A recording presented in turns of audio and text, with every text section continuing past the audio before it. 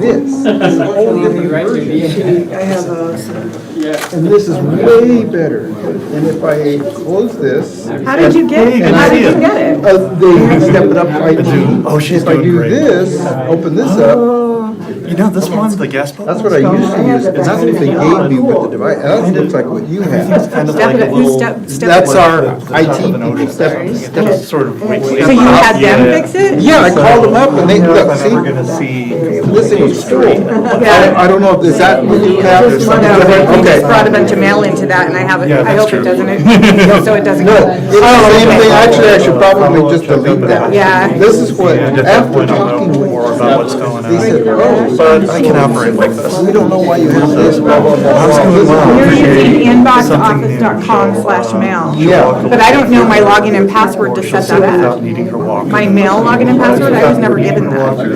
I only know how to get into my PC. Well, see, that sounds like what you, East the Creswell. same problem I had. Yeah, okay. She liked You that. should and call we're gonna them, drive her and they around. got on and did it remotely. Are we allowed to call them? yeah. Oh, I didn't know that. That'll be Absolutely. wonderful. She's liking her new home. That's what this Facebook.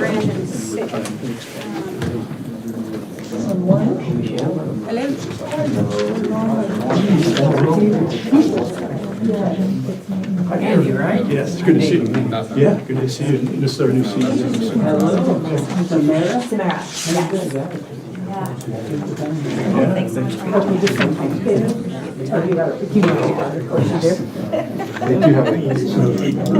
Thank you. I'll give them a call. Nice to meet you.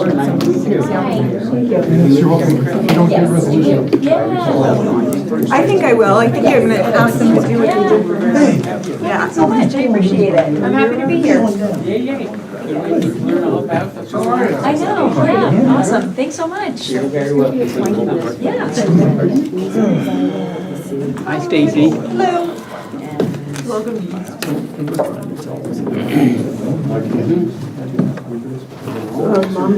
Better every day.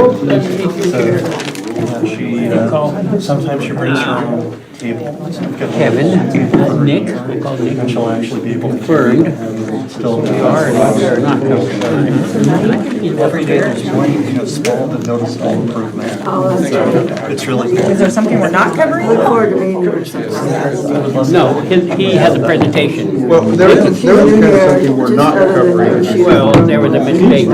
We are not talking about Kent doing the that was not in his request. We're not talking about what? We're not talking about Kent. Right by the border, and they come up and visit. And the agenda, if you look at the agenda, That was the fun of that. But I will announce I that. think that's an error. She's a little. Yeah, that was, I don't know how that got on there. But I will be. We're talking about. I understand now. Yeah, that's because when we tabled it, we had tabled that discussion about changing the time for tests. I think that's why that part got in there. I'll Yeah, I got you. She's. I was like, what do you mean we can't, is there a piece of this we can't talk about? Well, we won't be having Shelley's report. Actually, what was,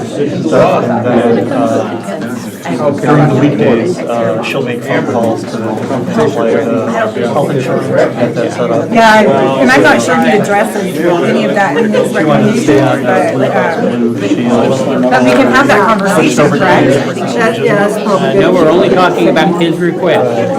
Why can't we talk about the whole ordinance? Because they're only addressing his request. The counselors requested that we talk about the ordinance. So if the counselor brings forward, if you want to bring forward an item for discussion, we can have that. But what we're doing tonight is we're giving Nick the floor for his specific request that he made. Okay. So we haven't had any. I thought when he made the request, he wanted to bring the ordinance back to the table. But that wasn't his request. No, it was, my original request was from 27 to hours. Okay. new ones, I don't want anybody. I think the whole ordinance needs to be, yeah, but I'll talk about that later. Yeah, and I'll announce too how that process works, and that any counselor can bring forward a request. I've tried to before and I've been denied. Yes, you denied my request to bring something to a work session, so I've never asked again. Yeah, I mean, it's important to keep up. Especially. Yeah, I saw a couple of kids try it. It's not their.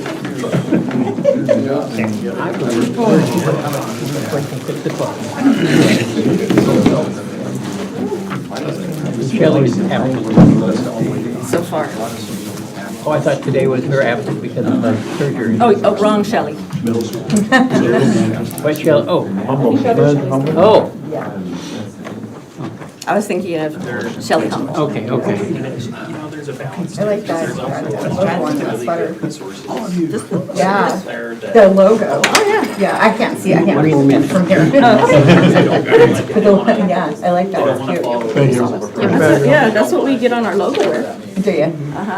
If you want some, we can still order. Oh, no, I got some last year, I'm gonna hold off. Let's wait Yeah, I till don't wanna spend till that. you're up, and then you can pass them out, okay? Thank you, though. I have a nice coat.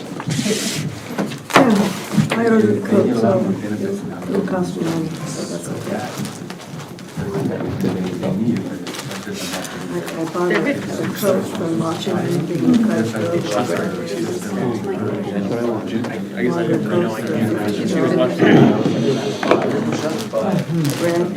Same color as that.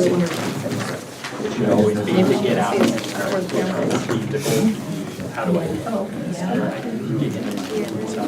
a job? How do I? And I know it's difficult when you demand Good evening and welcome to the Creswell City Council meeting. This is a work session, October 28, 2024. Would you please stand and join me in the Pledge of Allegiance?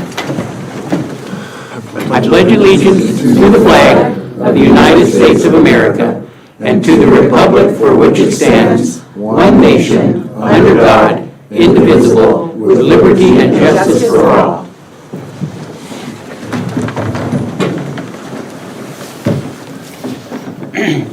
We are down one counselor tonight. Counselor Shelley Clark has an excused absence.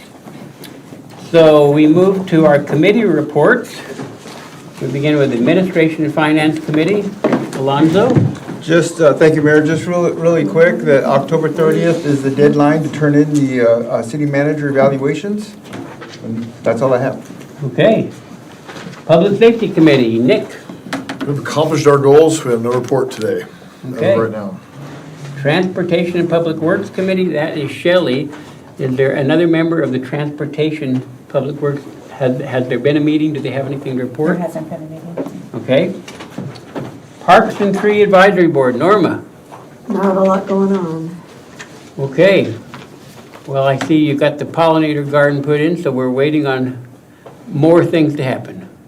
Right. Okay. We have the money for the sign, we just have to decide what the sign's gonna say and who's gonna do it and all that. We have the money Okay. donated, which is awesome. Okay, very good. So we move on to the Airport Commission. Alonzo? Thank you, Mayor, again. Yeah, I got a couple things to report on. The October 16th, we met and we had a work session to discuss the tie-down policy. And we went over a few items such as the agreement process, rent and other fees, insurance requirements. And Manager Humble has a couple of questions that will go out to the city attorney, and then she'll come back and prepare a draft for the Airport Commission to review. And then after that, we adjourned and went into the regular quarterly meeting. And we received a few updates from Manager Humble on the ongoing project right now, like the security cameras. Those are just waiting for the cameras to come in, and they're going to be installed by a company out of Roseburg called Intego Tech. And there's like 14 cameras, and they should be able to cover the entire airport, and hopefully it'll be completed by the end of the year. And then kind of a big one is the grant was received, the AIP match for the master plan, which is getting ready to work on, and that's like a $500,000 project. And through several other grants, long story short, it should cost the city of Creswell about $5,000 for a $500,000 project. And that was one little interesting tidbit of information that this master plan, they're going to be putting in some an AGIS mapping system, which provides some geographical info for future projects, and is just going to make things a lot easier. Maybe save some bucks too on projects for future projects. And then Manager Humble reported that we received the $200,000 grant for the EOC equipment. That's just for the security gates, the lights, runways, the barricades, and other things, just to for emergency equipment and make the airport a little more secure with the gates. When the FFA opens up their system, then they'll be able to get that money and start spending it.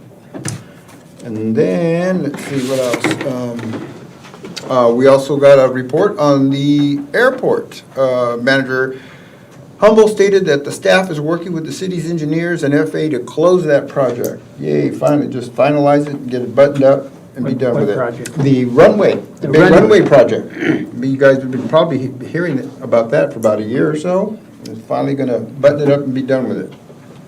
And then there was another update on the North Taxi Lane project, which you guys have probably heard. If you remember, there's kind of a hold-up delay for the salmon. But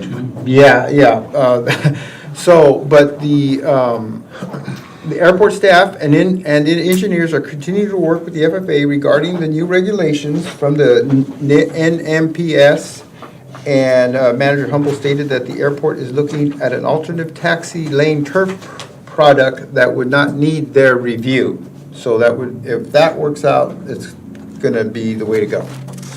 So, if that works out. And then, Mike Anderson from the Creswell School District gave us a quick report from the STEM project out there at the school.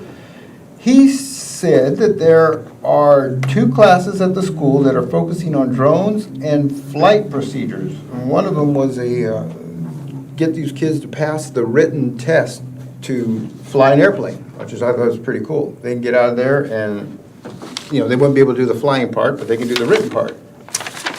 And then, there was one other thing some other information I was gonna share. Jim Origlocio, our chair, he reported, he's very involved in the ODART. He reported that they received a grant from the state for a resiliency hub, which is a giant Connex box with a whole bunch of emergency supplies, food, water, shelter, radios, all kinds of stuff. And there's enough supplies for 150 people for a couple of weeks. So the next step is to figure out the best place to put it. And I don't know where that would be. And then our next quarterly meeting is set for January, I believe. And that's all I have. I just have a little brag. At the last home Oregon game, I think, the big game, the one with, we had 4 jets from out of state come and land at our airport. Yeah, I saw and one. went to the game. I saw one coming in. I was like, what the heck? Yeah. Yeah, so, we have a lot to offer at our airport. Right. Okay, well, that's all I have. Questions from the council? So I had one, you talked about the ODART, where to locate it. That's at the airport where to locate it. I don't know. I think they were still talking about that. Where would be the best place to put it? So. Because that's where our EOC's at. so that would make sense that's where that would be as well, the ODART. Not necessarily. Yeah, Could be someplace that's else. what I understood, not necessarily. Manager Humble, sorry, excuse me. The EOC is the place where we have our emergency crew. The resiliency hub is for more of recovery or sheltering and things like that. So not necessarily that the airport would be the best choice. Because we're not going to have 150 people at the airport. We're going to have a handful. Manager Humble has something. And Jim has been working with ODOT staff because ODOT staff also has a say in where that Connex container will be located. So when he has more information, he will get it to us. I know at one point they were hoping it would be at the airport, but I know Michelle and I and a few others in a meeting had talked about the school. The high school would be a better fit. So it's just working through the final pieces with ODOT to get approval to where we place that Connex container. ODOT or OEM? OEM, sorry. And my other question was, I noticed, Manager Amber, in your email today, November 16, open house, is that correct?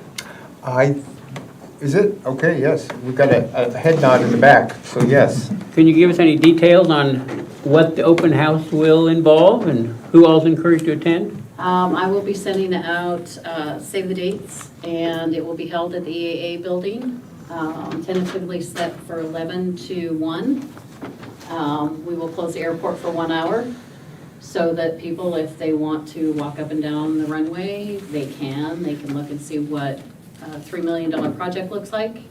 And then we will do a ceremonial ribbon cutting up at the wastewater treatment facility on the north end. And then we'll have airport history and hot apple cider, snacks, things like that. Just an open house so people can peruse the airport to see what it's like. Anybody is welcome. I'm inviting the public officials that helped us get the grant from the FAA, as well as ODOT, Connect Oregon, the engineers, the contractors that completed the work. Getting wastewater at the airport has been a many year project, probably 10 years or more. So it's good that we're having an open house to celebrate that and all things airport. So, good. Yes. Thank you. Any other council comments or questions? Okay, we will go to LCOG. I have no report tonight. We'll go to Lane Act. Shelley is not here, otherwise she always has a report for us on Lane Act. So we go to our presentations. And our first presenter tonight is Travel Oregon, Andy Vabora, and you also introduced your new CEO to us. How's that? Yes, thank you. Andy Vabora, Vice President, Stakeholder Relations at Travel Lane County.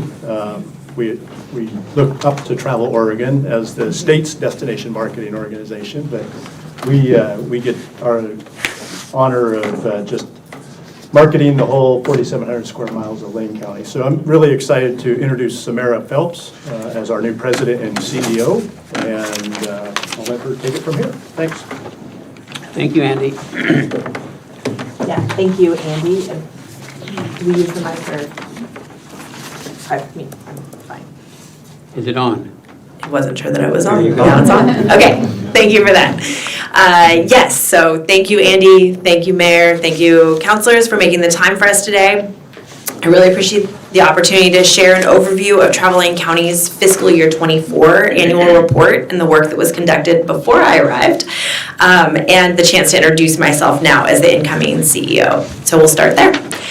My name is Samara Phelps, and I began as the CEO here at Travel Lane County in September. And I'm stepping into the role following 28 years of exemplary leadership from Carrie Westland, so you've probably seen her face around community before. And I am actually not new to the community, though. I'm returning following 9 years in destination development and marketing with Clackamas County Tourism, Oregon's Mount Hood territory.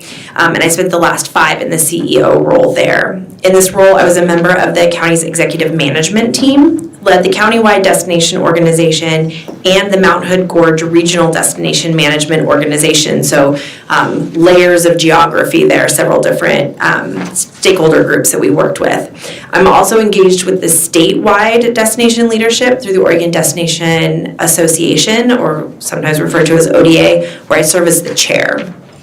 So while only a few weeks and now just over a month into the role, I am familiar with Lane County and Travel Lane County. I was born in Eugene and spent 8 years with Travel Lane County's team before I took my time up in Clackamas County. When I left, it was with the goal of returning as CEO, so it's all part of a grand scheme, a plan to get back.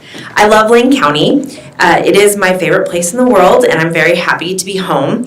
And I know it border to border. I spent most of my time with Travel Lane County in stakeholder engagement and outreach, so I've been at festivals and events throughout the county during that time. And I'm honored to serve as CEO and committed to continuing to lead this organization through a triple bottom line approach to the economic, environmental, and social health of the county. The investment of TLT in Travel Lane County as the region's destination marketing contractor will continue to be managed with a strong stewardship principle as we generate the economic return. Transient lodging tax is TLT. Our board and our staff continue to work for the well-being of the community and the industry with an eye on programs that serve both the residents and visitors, making this a great place to live, work, play, and to visit. Our work is an investment of the transient lodging tax, the TLT, in countywide economic development and helps to grow our local economy. Over the past 3 decades, we were able to grow 2.1 points of TLT invested in Travel Lane County for contracted marketing, which was about $800,000, to what is today an investment of close to $4 million. At around 20% of the TLT, that means that over 80% has shown the same kind of growth, and that has impacted the local government programs in a significant and positive way. So, we are here to talk about the fiscal year 24 work, which concluded June 30th. We start off with some industry indicators, and those of you that have been through presentations around tourism and our impact, some of these might be familiar, but we're going to give you a little bit of background as well. Our overall health metrics show that visitor spending, which is kind of the gold star that we are, or the metric that we're always looking for, because that's a traded sector, that's new money into our economy here, is topping $1 billion during the calendar year of 2023 for the second consecutive year. So visitor demand was strong, though it did not top the 2022 numbers, which was a record year pretty much in all destinations. Revenge travel after the pandemic was very real. People had pent up discretionary income and interest in travel. So we see a slight backing off on that demand for travel, but we're seeing that in the travel sector as a whole. That's not special to Lane County. So it's common in most markets and not something that we're overly concerned with or watching. What we are looking at is these numbers around the hotel occupancy. So you can see that we have visitor demand is softening, so you have a softening in the hotel occupancy for both the vacation rentals and the hotels. And at the same time, the rate and therefore the revenue is up, so what you pay for one of those hotel rooms has gone up. So we see strong gains in the hotels, which overcame a reduction in the short-term rentals. So short-term rentals were cheaper to rent in the last year. But we want to keep in mind that it was very specific for us. In fiscal year 23, we had the mega event of hosting Oregon 22, which was the World Athletics Championships. And that had a huge impact on the number of vacation rentals that were offered here in Lane County, as well as what you could charge for them. So that baseline of fiscal year 23 is not a norm, it's an exception to the rule.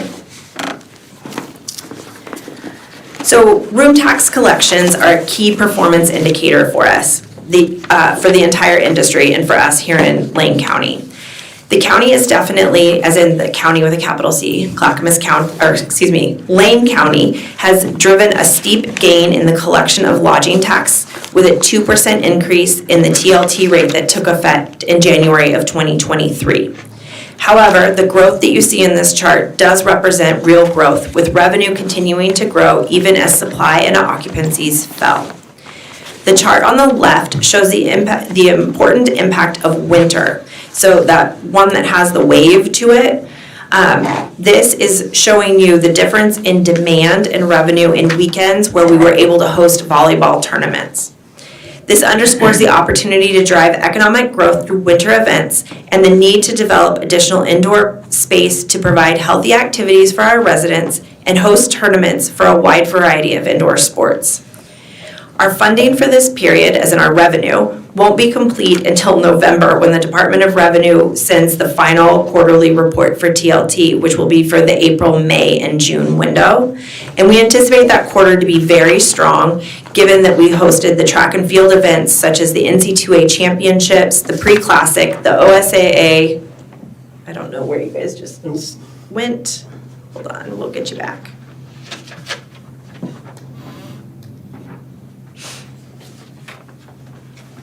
You got to click off the other dialogue box. Oh. Yeah, just click that off. Yep, no worries. Thanks for the patience here, guys. There we go.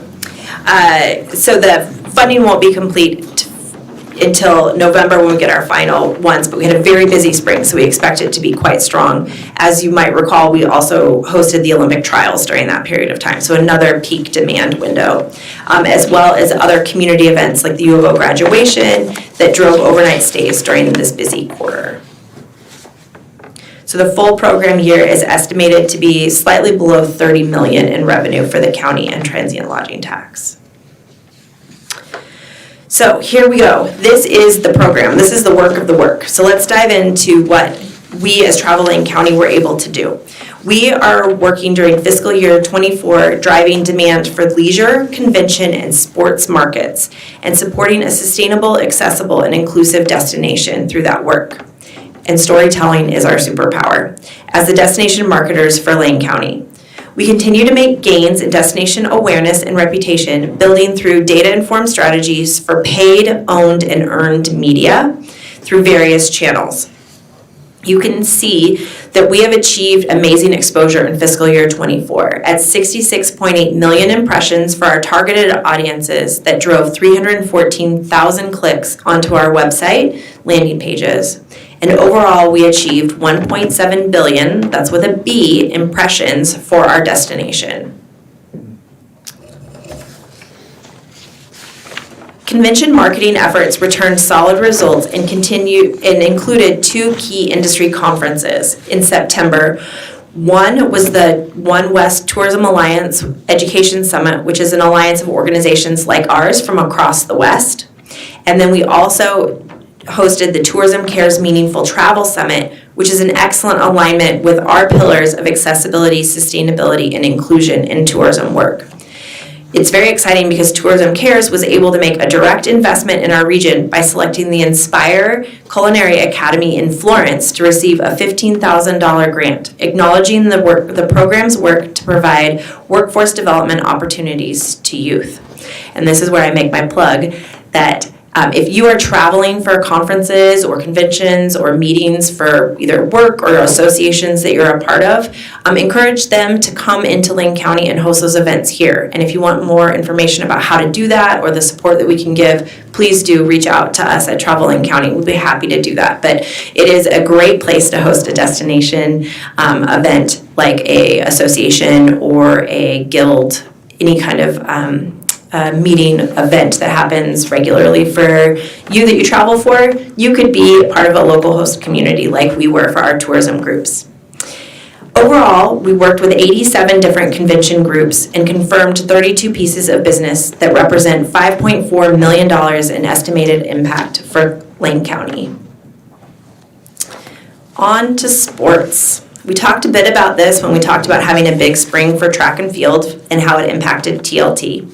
And with a proven track record, as Tracktown, we like to throw that one in there, we're hosting world-class events. The sports team and the entire community works to maintain that standard of excellence across all events. We continue to work to maintain a strong Tracktown brand that hosting the large meets brings. This year, we helped establish the Welcome to Tracktown stakeholder group that created a unified brand for street banners across Eugene that represented 6 major organizations and events hosted in the community. Sport in Lane County is more than track and field. We were just discussing BMX before the meeting started, and the Sports Commission's and the staff team worked to deliver that same level of exceptional experience for youth, recreational, and professional athletes in a wide range of sports in communities across Lane County. And this past year, we booked 21 sports events, overall for an estimated direct spending impact of $36.6 million in the sports market. And then this is a little bit of, I talked about how we use data-informed strategies. This slide that you see here is a reflection of some cell phone data, device data that we have that shows that starburst effect is zoomed in on what is the right-hand side for you guys of Hayward Field. So where did people who attended events at Hayward Field go? And that's where you see these starbursts come out. So the folks that are coming for track and field definitely come to visit Hayward Field and see that, but they're also stretching out across the county and across the state for their visits when they come to visit Hayward Field. So, Travel Lane County's work is founded in partnership and collaboration with businesses, agencies, individuals, and community groups throughout the entire county. And our work to serve stakeholders resulted in some really big wins and some important changes this year. We changed our model to a partnership model, so all visitor-oriented businesses are now able to leverage our platforms for free. We also received national recognition for our work on hearing loops, and supported the placement of all-terrain mobility chairs in partnership with Lane County Parks and David's Chair in both Florence for beach access and Mount Pisgah for trail access, which is a huge step for accessibility for both our residents and our visitors. Our mission is to drive overnight stays for a vibrant, year-round, county-wide economy and to ensure that our work is responsive to the communities that we serve, like you guys. Destination development works with each of our rural communities through local tourism committees, and these connections are opportunities for learning and sharing local insights on the data, like we saw from the track and field events, those cell phone data and other data points, to support impactful and aligned efforts at the local and the county level. This year, the destination development work was extra rewarding as the After-Heide continued its path towards designation as an Oregon Scenic Bikeway, which will connect the McKenzie River corridor to West Fir for cyclists. We've also reinvigorated the work with Connect Lane cycling route signage, which will involve 2 new sections that will be signed in this coming fiscal year. These segments include Cottage Grove to Creswell and then Creswell to Eugene segments. So it'll be signed routes for cyclists to be able to navigate between these communities. Trail accessibility mapping was improved in the Willamette National Forest, and the Oak Ridge Pump Track feasibility work got underway through direct support from Travel Lane County and Lane County itself. In an exciting organizational development, we formed the Travel Lane County Charitable Fund as a separate 501c3, which will benefit projects that have public and private benefit. Let me start that again. We created the 501c3 to support public benefit projects that this will make this a better place to live and to visit. So projects that have distinct public benefit, we will now be able to receive fundraising from grants or other organizations that would not fund a 501c6, which is the way we are currently structured. So we'll have a separate fund to be able to bring in some investments to support investments in our community. It's a really exciting tool. So being able to bring those private donations in will help us be able to support the public more broadly. And one of our focused areas is on an indoor facility that can host those winter sports that we talked about, trade shows, and also serve as an emergency respite space as needed for our community. So integrated marketing is the stewardship of our brand and the content created to showcase our destination. Our website is the true workhorse and a powerful tool for the content that tells the rich stories of the destination. We are so proud to see the performance of these performance indicators continue to gain as summarized on this slide, with engaged sessions up over 15% with 3.6 million views of our short form videos alone. We just posted 10-second videos of communities throughout the county at baggage claim at the Eugene Airport, which is a fun repurposing of those videos and that content. And you can see here one of these short form videos playing on the screen. Travel Lane County feels an extraordinary strong sense of stewardship and a shared stake in the future of Lane County. And with each community we partner, I would like to recognize the strong work of Michelle Almberg and the City of Creswell, along with the Creswell Chamber of Commerce, in being our partner. We could not ask for better partners in support of the travel and tourism industry. This slide speaks to a number of statistics that are specific to Creswell, and I hope you are familiar with the Creswell content on our website and in our visitor's guide. And we welcome your feedback, so if you have thoughts on how we can improve our Creswell content, please do reach out to myself or to the staff. The video shown here is one of the 10-second videos being shown on video screens at baggage claim area. And our staff moves throughout the region for photo and video shoots, and we would like to remind our partners that our photo and video assets are available at no charge. Whether a member is working on their own social ads or it's Fox Sports or ESPN asking for photo and video assets to use during Big Ten football broadcasts. We want our destination and our communities to shine. And here we've included a list of our countywide governance board, representing both the public and the private sector, and we appreciate their stewardship of our organization and their high expectations for our work. We want to take this moment to acknowledge their dedication to serving in all of Lane County, and note that Julie Johns, owner of Territorial Seed Company, has represented the South Lane County region on our board of directors for many years. Julie recently left the board, and we are excited to welcome Alyssa Gomez of Sweet Springs Family Farm and the Cottage Grove Area Chamber of Commerce Director Georgia Caskill to the board as South County representatives. And with that, I again want to say thank you for the opportunity and your time today. I'm very happy to answer any questions if you have them, or as always, please do reach out to me or the staff team. Questions, comments from the council? I got one. Go with Clark first and then with Nick. So, I've got two things. Thank you for the hearing loops and the accessibility. That's really cool stuff. And I'm also really interested in those concurrent, or those two different bike things from Yes. Creswell to Cottage Grove and vice versa, and then Eugene as well. What's the best way of staying in the loop, so to speak, with that? Yes, I will kick it over to Andy for this because that is actually under his leadership that we're doing the Connect Lane work. Yes. Thank you, Councilor, for that question. We're really excited to get Connect Lane. I was here years ago talking about that, and then COVID happened and it all kind of went silent. And so we've been working with Lane Council of Governments, who had the original grant for the wayfinding signs, and they transferred that money to us, and we've, again, reinvigorated that process. So you can reach out to me. I'll leave you my card, and we can keep you in the loop on that. We've got a contract with Lane County. We're going to execute that. The Lane County Public Works staff will be installing the signs. We've got all the locations geolocated. And then now with 4 segments, so the first segment was McKenzie Bridge to Oak Ridge, which will hopefully be a scenic bikeway as well. So dual purpose there, but it was our first Connect Lane route as well. Then that was what we call Connect Lane 1. Connect Lane 2 was then Oak Ridge down to Cottage Grove.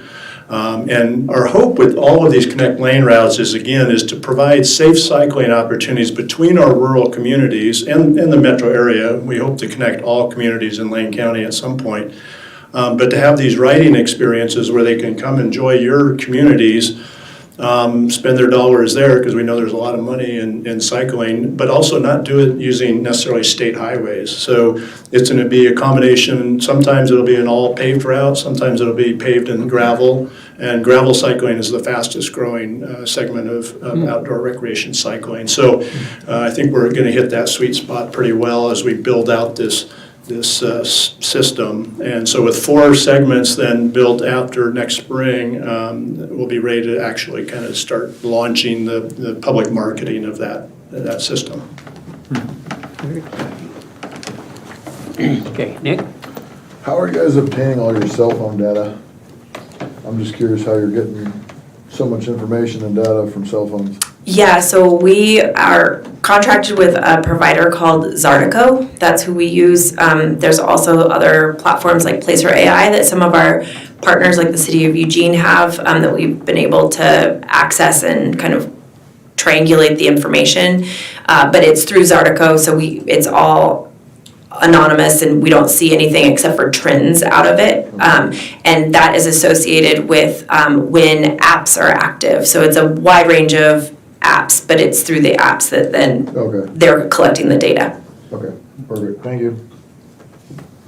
Any other? Yes, just one quick, as you're building out the wave finding maps and so forth, say if we have a little park or station for bicyclists and so forth, how does that get incorporated? It was just something that we just communicate with you about? Yeah, our staff is in contact with the city staff on a number of projects, but that would be the connection point between our destination development manager and city staff on those things. One of the things that we'll do in addition to some printed materials is all of this will live on the web and have really good information about points of interest along those routes. So places to eat, places to stay, things like bike kiosks where you can get your bike repaired, maybe have a repair station, those kinds of things in different communities. And then there's those opportunities at those kiosks to then promote the whole system. So, yeah. Great, thank you. Okay, thank you very much for coming tonight. Thank you so much. Thanks for the thoughtful questions too. Appreciate it. Okay, we move on to item 3B. This is the core grant application for 2025. Manager Humble.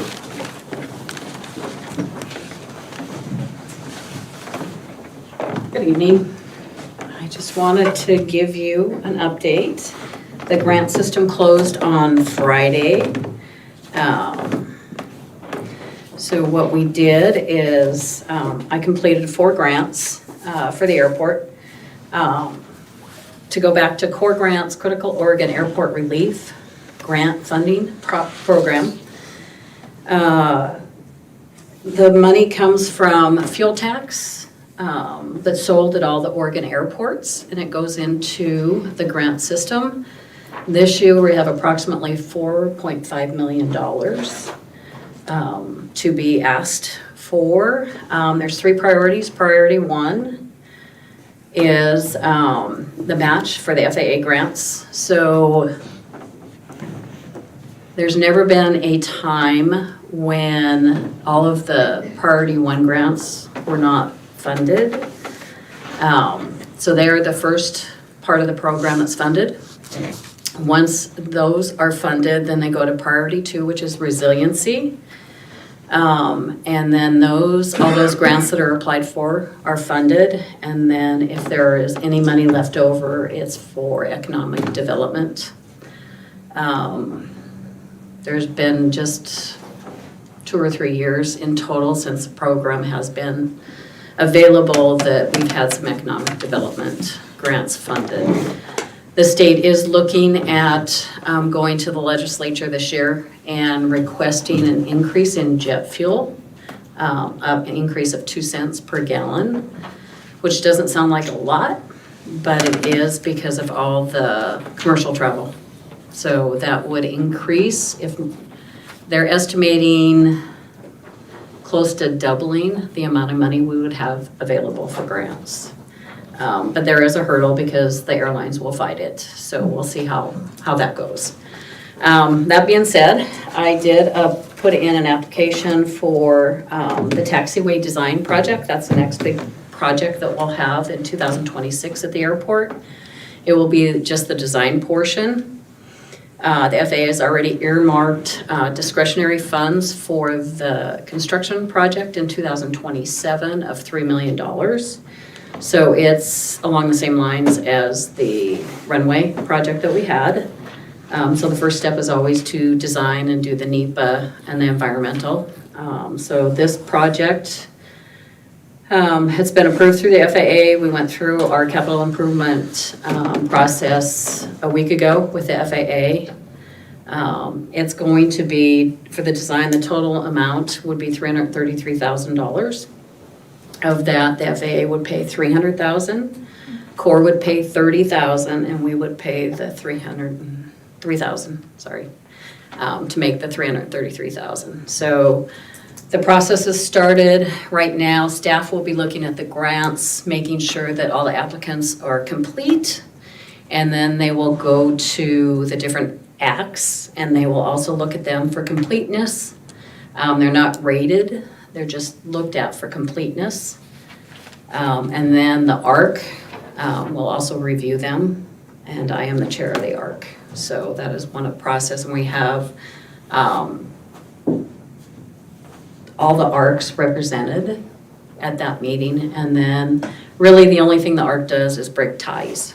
So if there are ties, for example, if you have 2 projects in resiliency that have the same amount of points, then it would be up to the committee to decide which one gets the higher weight in case we run out of money. So that's the first grant. Like I said, priority 1 are usually all funded. The next group is priority 2, which is resiliency. And most of the time they will be funded. I applied for 3 resiliency grants. The first one, our AWAS, was commissioned, I believe, in 2013. Some of the components right now are starting to fail. They're not supported any longer because technology has changed.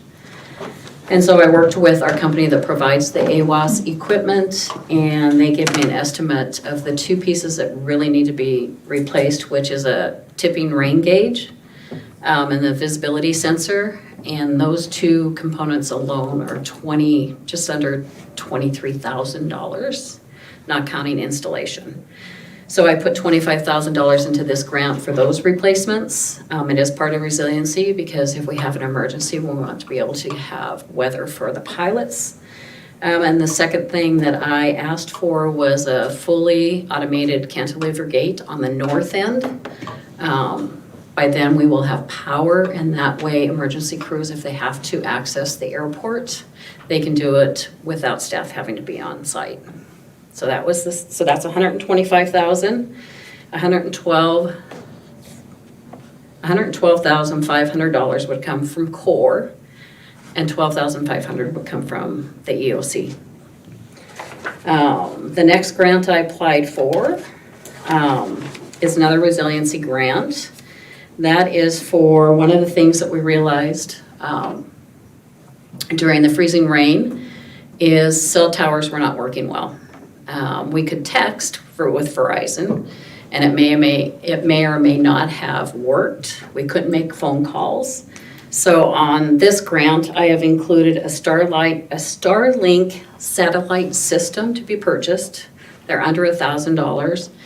Then at some point, there would be monthly fees once we initiate that policy. These grants won't pay for monthly fees, but they will pay for the purchase of the equipment. And then a drone. The other thing we realized, and with ODART's help, is you need to know what's around you.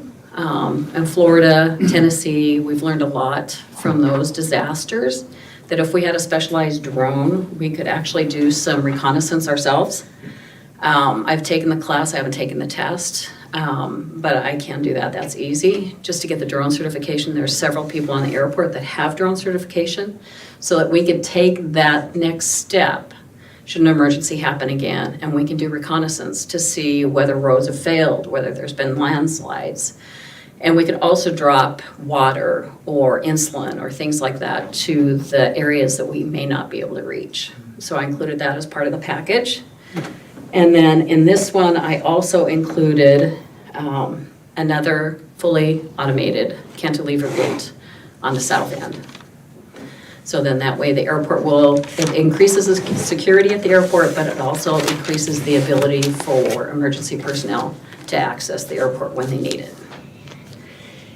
And then the last grant, which is a grant that's ongoing, it's a project that's ongoing, is the trees on the south end of the airport. They continue to grow. I know we've removed 38 trees several years ago. The FAA really doesn't like to trim them because they keep growing. So they prefer that we take them out and then replace them with shorter trees that won't pose the problems at the approach end of 3-4. That grant is for $50,000 $45,000 will be core and $5,000 will be airport. Any questions? Good work. Looking down the road and getting grants for the airport. Hopefully. We'll know in February whether or not, which ones we've got and how many. Be nice to get all 4, but if I can get 2, I'll be happy. Good. Okay, thank you. Okay, now we move to discussion item A. First is the procurement rules update. Mr. Piper.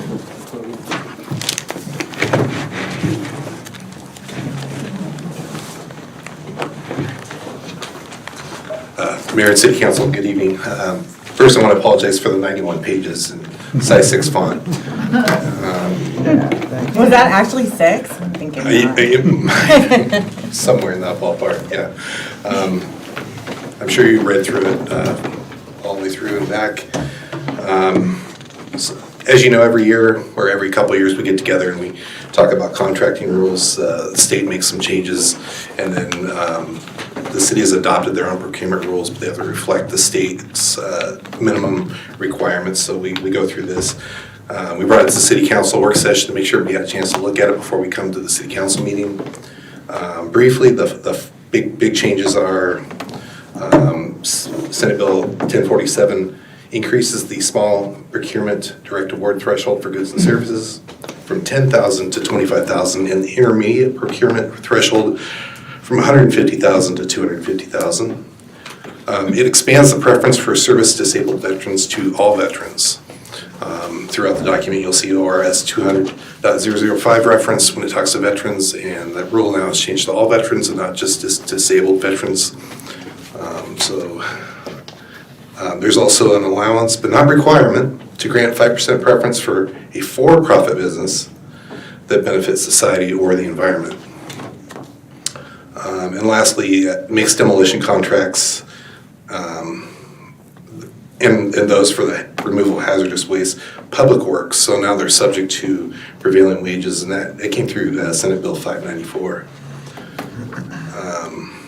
Just a note, because it's a change to the public contracting rules, at the meeting that this is adopted at, it'll have to be a joint meeting of the City Council and the local contracting review board. And there's some language there for suggested motion reflecting that, so it's very clear that it's both the City Council and the local contracting review board. Are there any questions? Can you explain that gives an allowance but not a requirement? How is that language going to be inserted, and what does it mean? That's a great question, and I'm so thankful that our city attorney is here. I read through it as well. I'm thinking we're going to have to, if we do that, we'd have to document why we thought that was a preference. You know, why was that a benefit? Why was that, a benefit to the public or the environment? Russ? But if it's not a requirement, then we don't have to actually do that at all, correct? Right. Okay. Do you have any? I'm not sure what else to add to that. It does, so staff would probably address this on a case-by-case basis. So if a particular contract comes up where we think it might benefit us to include a 5% bonus for these corporations, then we could do it. I mean, I don't see it coming up very often.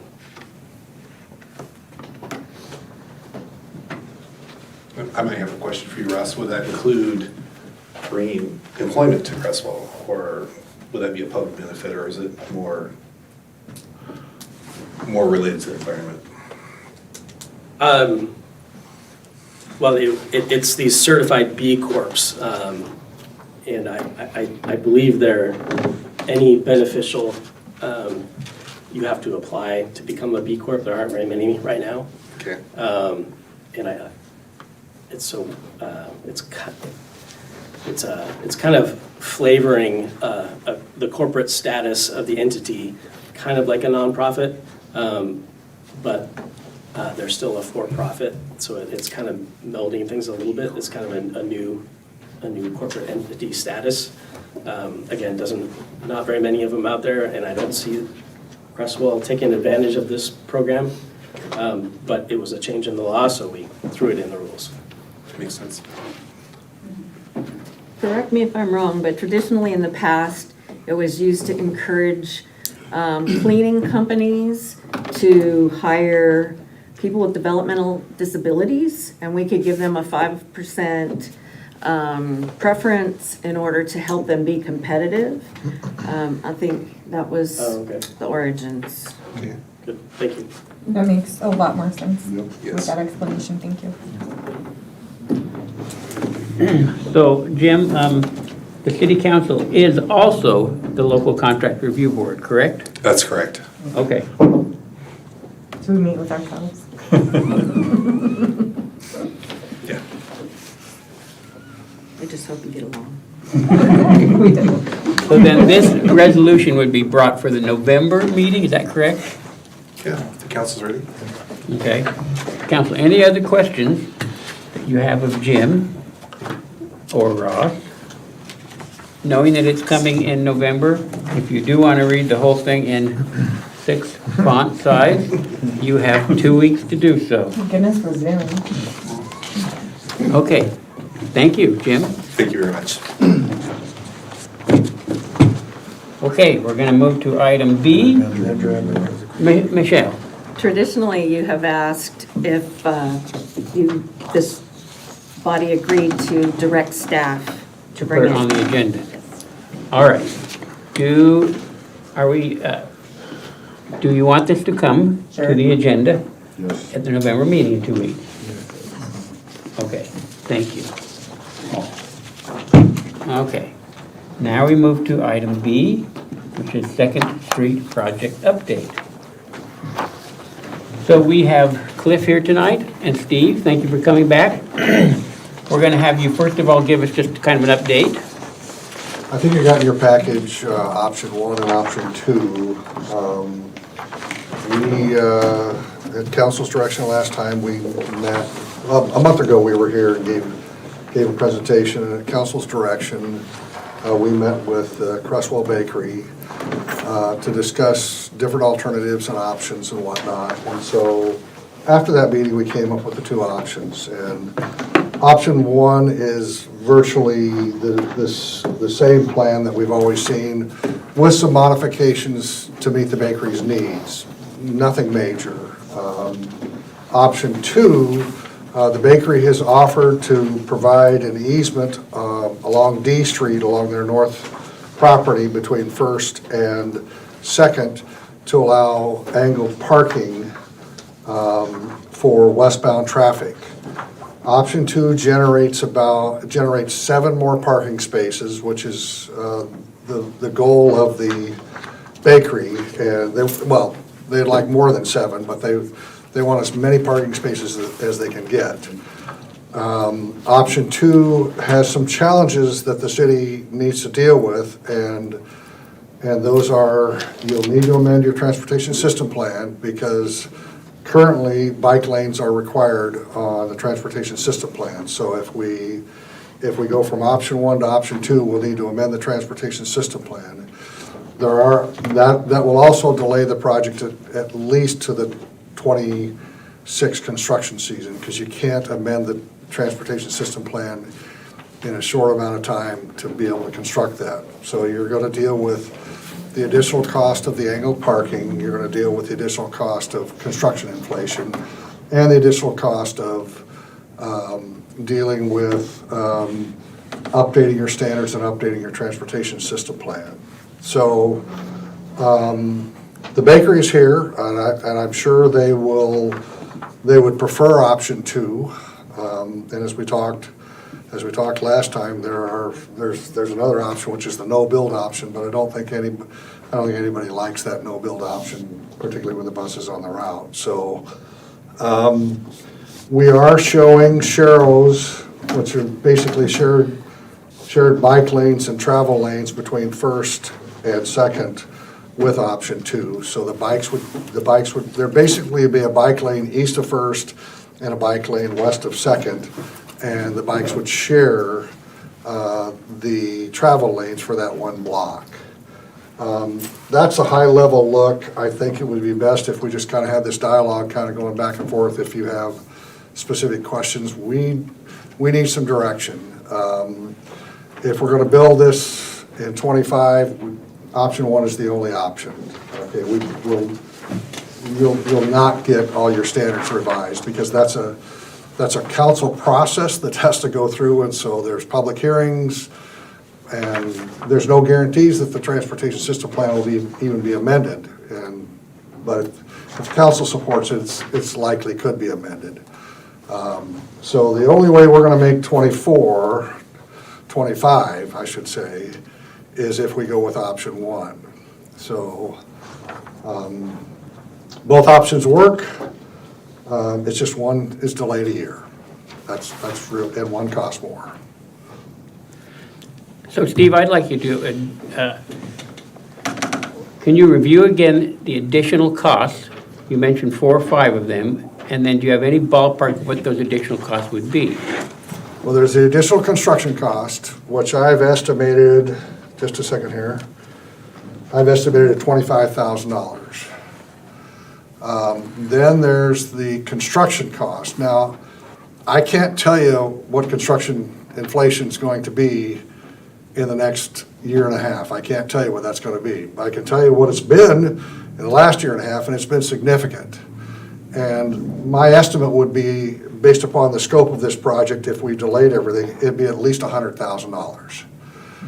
And then you have the cost of staff time to do the TSP amendment, to amend all your other standards.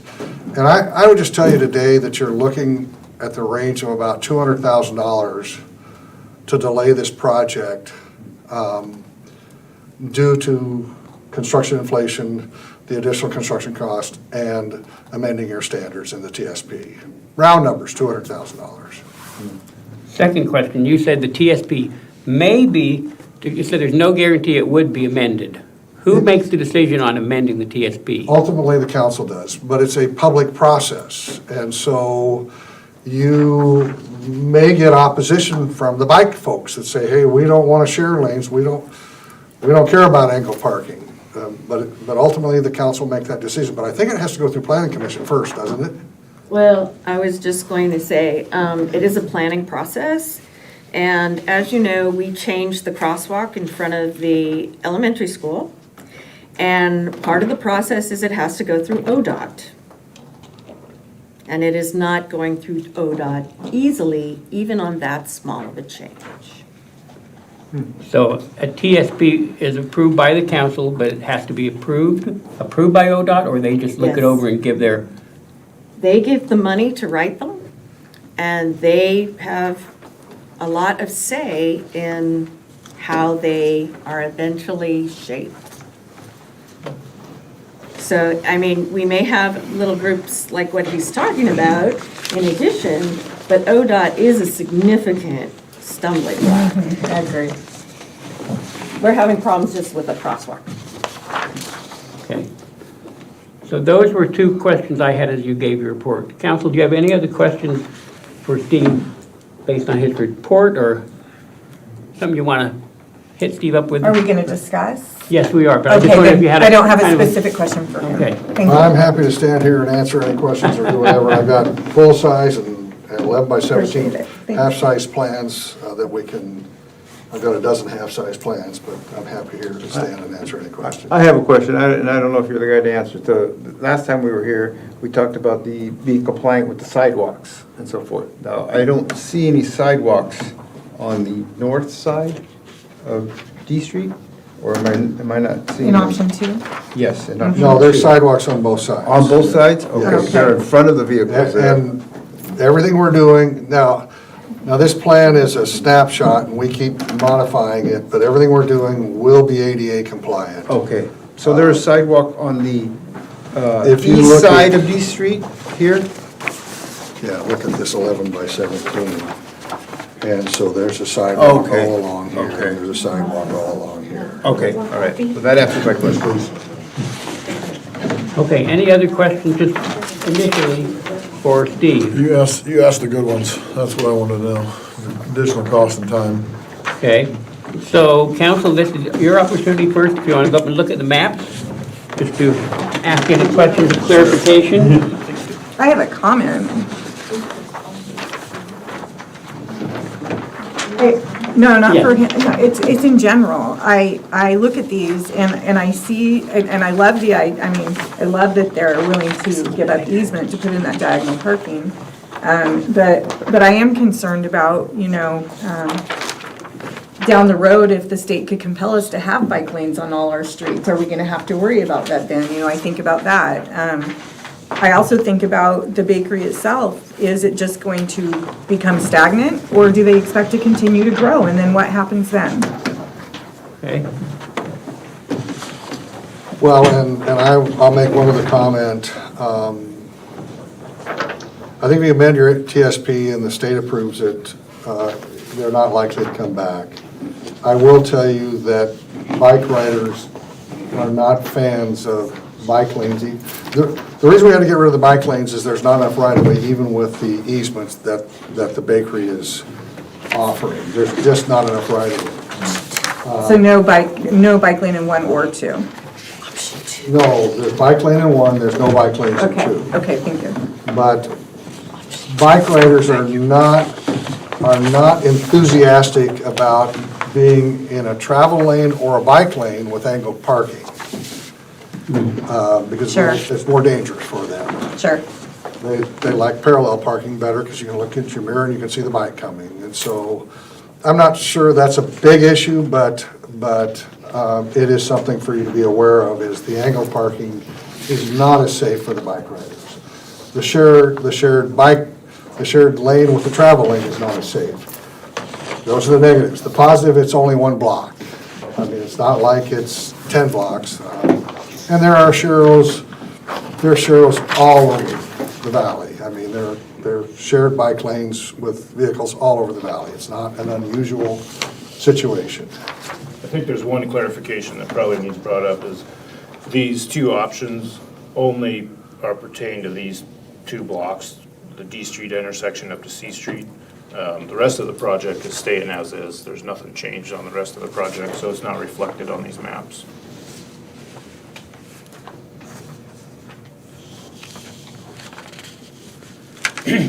So only from here to here? No, Just the what areas you're shown.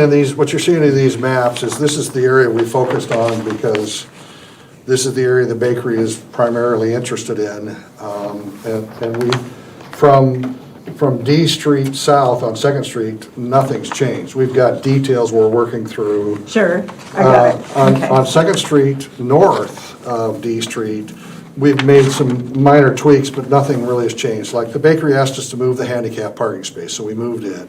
But nothing really has significantly changed on 2nd Street. All the changes are on D Street. Yeah, the project is from Oregon Avenue to F, so you're just seeing a snapshot of the areas that's pertinent to this conversation. It resembles a parking lot. It does.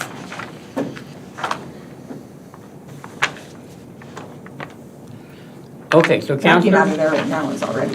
if you want to go up and look more in depth at the maps, although we've got pretty good ones right here. Yeah, you have. Yeah, these are great, thank you. Yeah.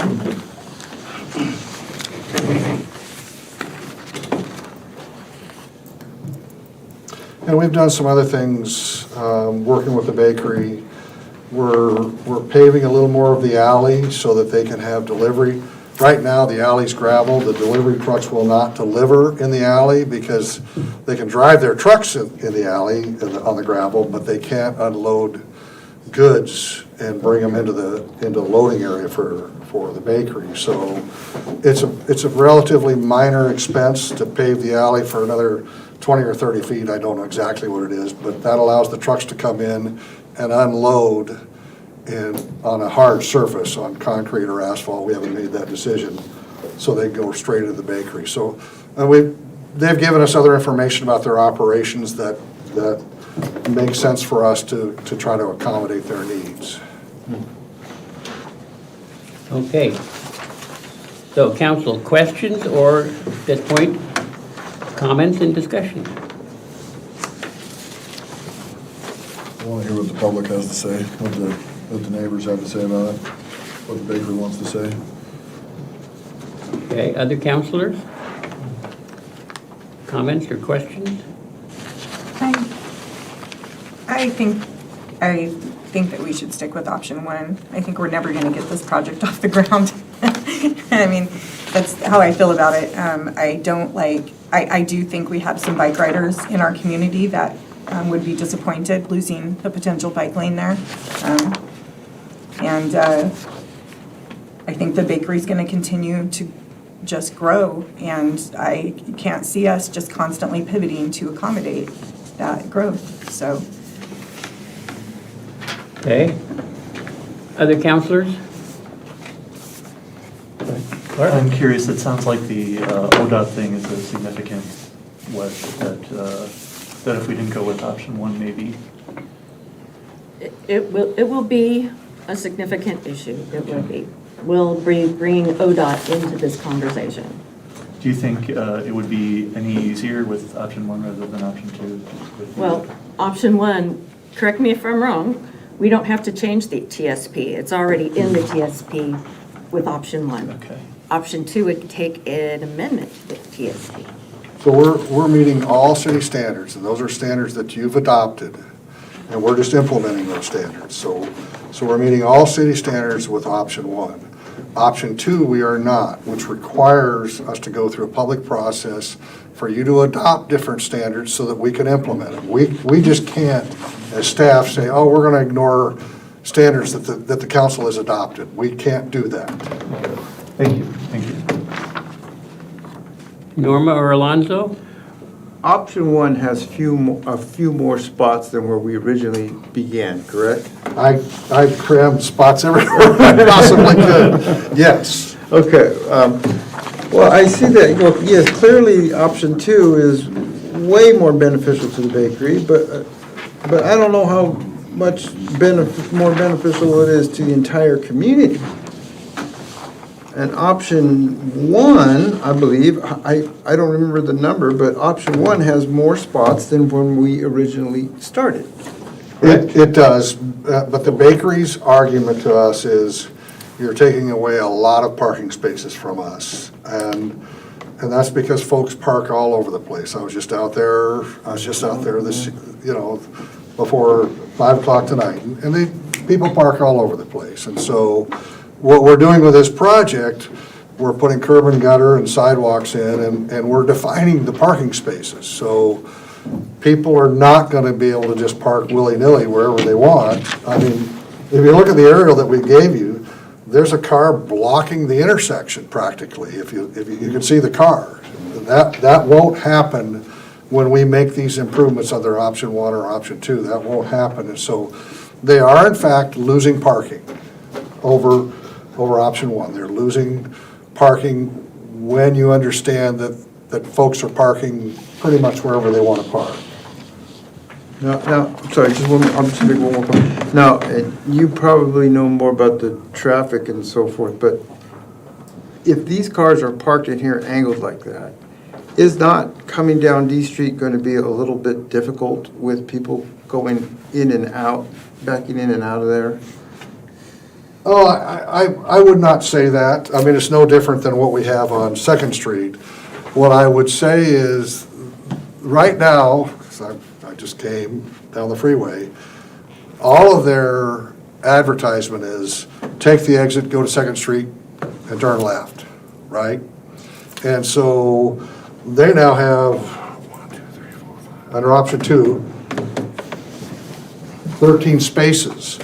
So now you have to change your advertising to say, go to First, turn left on First, then turn right on D Street, because there's 14 spaces there. So it will impact them and how they advertise and whatnot, because what's going to happen if you drive down, if you turn left on 2nd Street and then you turn left again on D Street, those parking spaces you can't get into them if you're headed eastbound. So there's some impacts to them and I'm sure they're more than willing to accommodate those impacts. They also have employees that they've told us who show up for work at 2 o'clock in the morning, and they don't want to park they don't want to walk a long distance. So some of those employees may be parking here. I don't know. That's a decision they would make.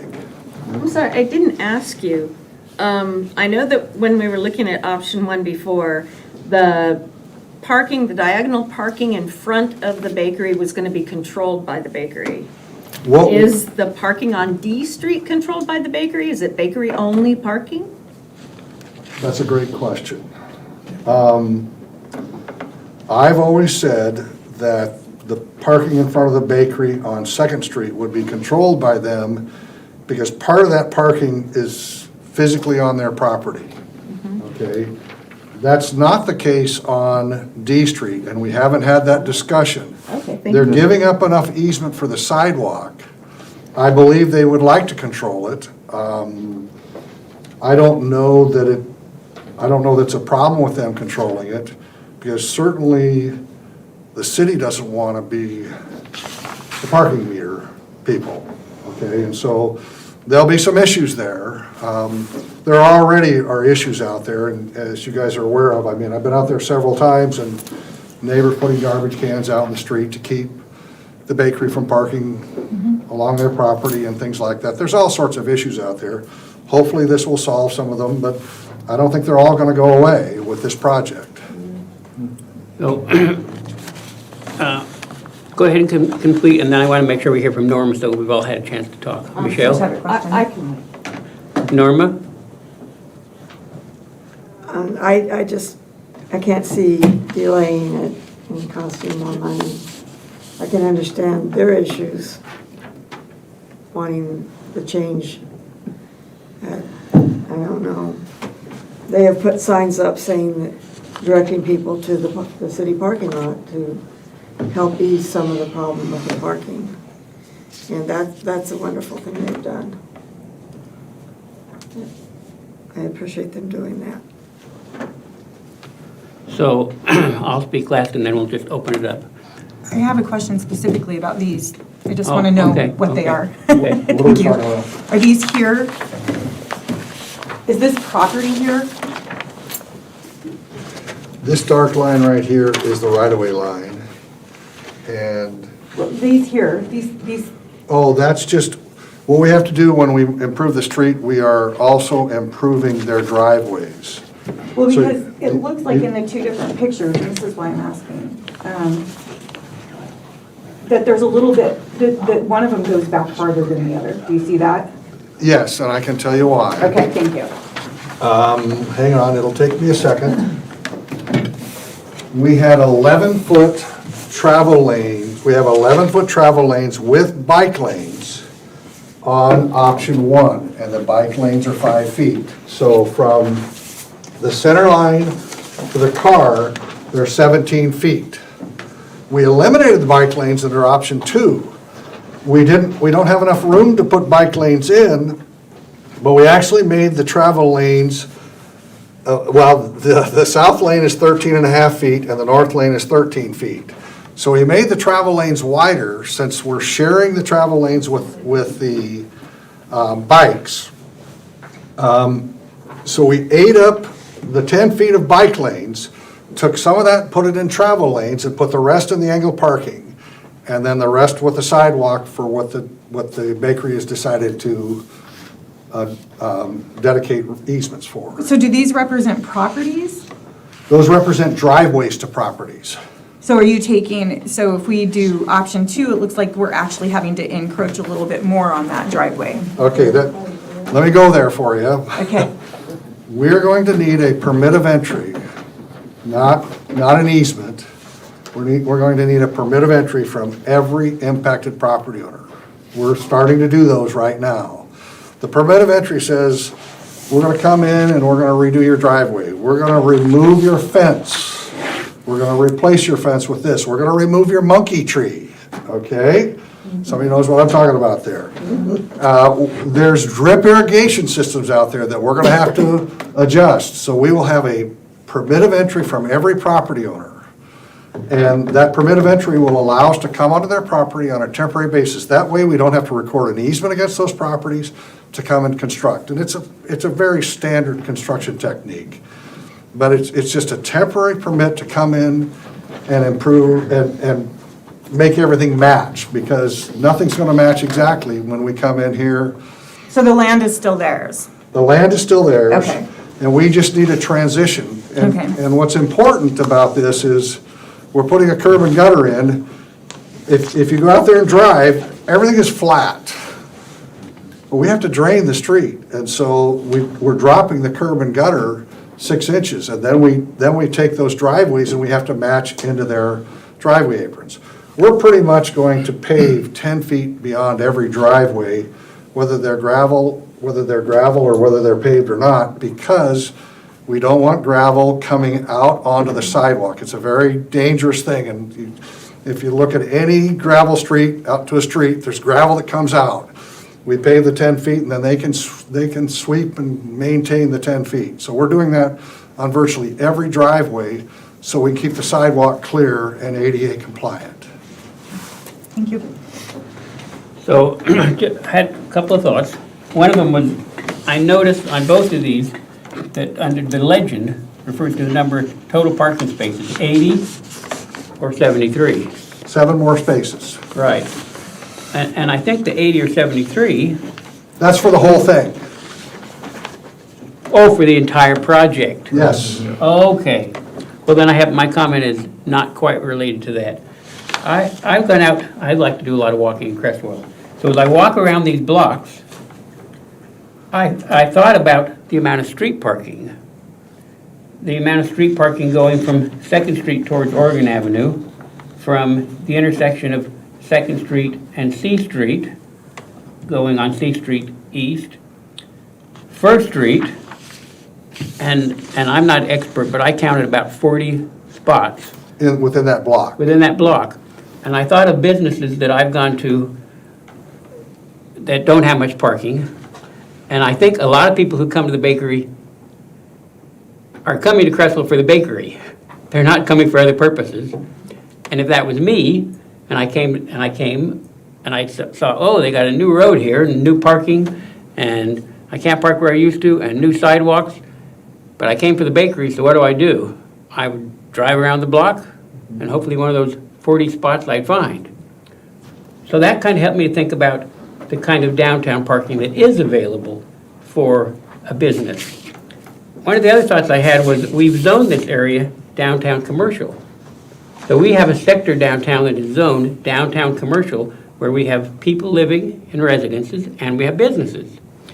Not only do we have the bakery, but right across the street we have the old schoolhouse, which our community has put a lot of time and money into, and it's now available to be rented on evenings, on weekends, could be during the daytime. They're going to need parking as well.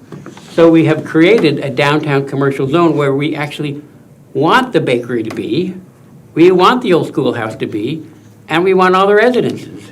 That's by our own design. And we have a parking issue. We have to settle a parking issue because we've created a downtown commercial zone where we want businesses to be. So it's somewhat on our back as a city to figure out, if we're going to zone it that way, how do we provide ample parking?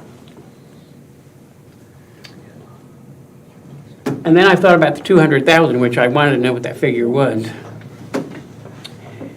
If the bakery doesn't like our option 1 and decides to take us to court, and we end up in a lawsuit, then we won't be probably doing this project next year anyway. And we could have, and again, I'm not a lawyer, but we do have our lawyer here, we could have an injunction against the city that we can't proceed with it until the lawsuit's settled, which could take, again, I don't know for sure, a year or longer, which could tie our hands, which could cost the city $200,000. On what grounds? Well, again, I'm not an attorney, but if the Well, grounds are that we're I'm gonna say it, I wanna know the grounds. that we're taking property and spaces away from the bakery, again, I don't know, I'm not an attorney, but all I'm saying is lawsuits can tie you up in court and make you come to a settlement, and who knows what that settlement could be, and it could be that a year from now we're saying, well, we haven't made any progress on this. So there's a part of me that thinks that and it's partly because we've created a zone where we say we want businesses and residences to coexist, and that always makes for parking problems. So there's a part of me that thinks, needing to provide parking for businesses in that area is something that we have to figure out. So those are my initial thoughts. Michelle, and then we're just going to open up for the council for interaction, and then I want to open up for members of the public. Michelle? I would like to respectfully say that the downtown commercial area was put in by the city council, I don't know, maybe 7 or so years ago. Maddie worked on it. And the intention of the downtown commercial is to allow an area to evolve from residential into commercial, not to accommodate both. It was never intended. Residential in a commercial area can be on a second floor or can be apartments, that kind of thing. That's what you're encouraging with the downtown commercial zone. So it's not quite as you said. It's not that we created it and our intention is to have all these different things there. We create it so that it will evolve into a commercial heart for the city. So. Okay, thank you. Okay, comments from the council. Then we're going to open it up for questions from the public. I'd like to say thanks for the clarification. I think that's a good thought, good clarification. I appreciate your comments. I agree, this is not an easy decision. I'm pro strategic business in Creswell, and they bring commerce to Creswell, which benefits a lot of us. But I'm also pro property owner, and what they're about to lose as well, whether the argument is right of way, easement, whatnot. This is not an easy decision. I think it's a huge expense for 7 spaces. Ultimately, it comes down to that. I can't worry about a lawsuit, that we have to make the right decision with what the information we have in front of us right now. I think 7 spaces is a lot. I'd like to see us trying to accommodate another way, with the cost being too much for the city of Creswell. I think if all the taxpayers knew of all the information they had in front of them right now, I don't know that they'd be wanting, even looking at the second option that strictly benefits the bakery. I don't see a lot of property owners getting benefited on this as well. So it's not an easy decision, but I do think the expense is a lot for 7 spaces, and I feel like we gotta get going on 2nd Street. It needs to be developed. We're losing it. It's gonna cost us even more. Your $200,000, I think, is probably fair, if not a little conservative on the downtime of the street.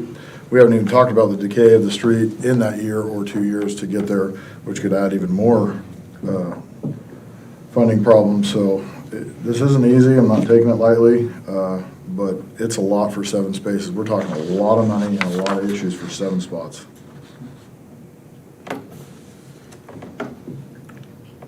Other councilors want to weigh in? Okay, so we're going to open it up to the public.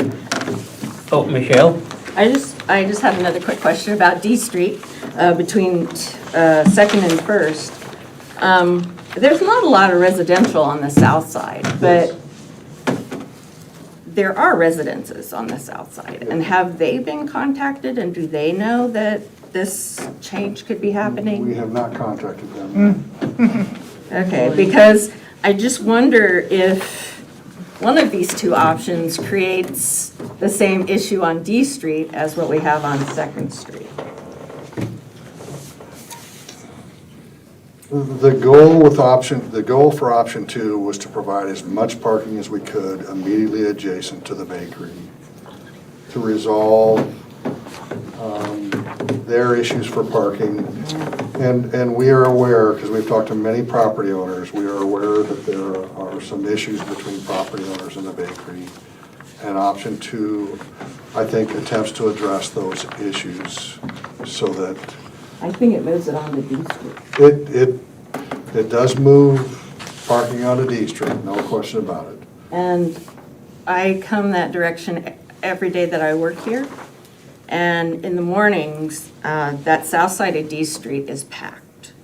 And I don't know if that's the residences or if that's the folks working at the bakery. It could be the bakers. With parking or traveling Cars. vehicles? Cars. Except that when we have a big rain, there's a big puddle by those 2 trees and nobody parks there. But other than that, it is very, very full, to the point where you have to pull out a bit to see around what's there if you're gonna go down D Street. And that happens to be the way I travel to work. I come down Second, D to First and park out here. So I'm just curious about that. Yeah, we have not talked to the property. So I have talked to the property owner on the corner of Second and D, where there would be a little bit of a taking for the ADA ramp. I've talked to that person, and he is aware. He's not super excited, but is okay with it. The folks on down the street, there isn't a lot of impact because the right-of-way is actually being used as of now, so there really isn't much impact going east. Okay, thank you.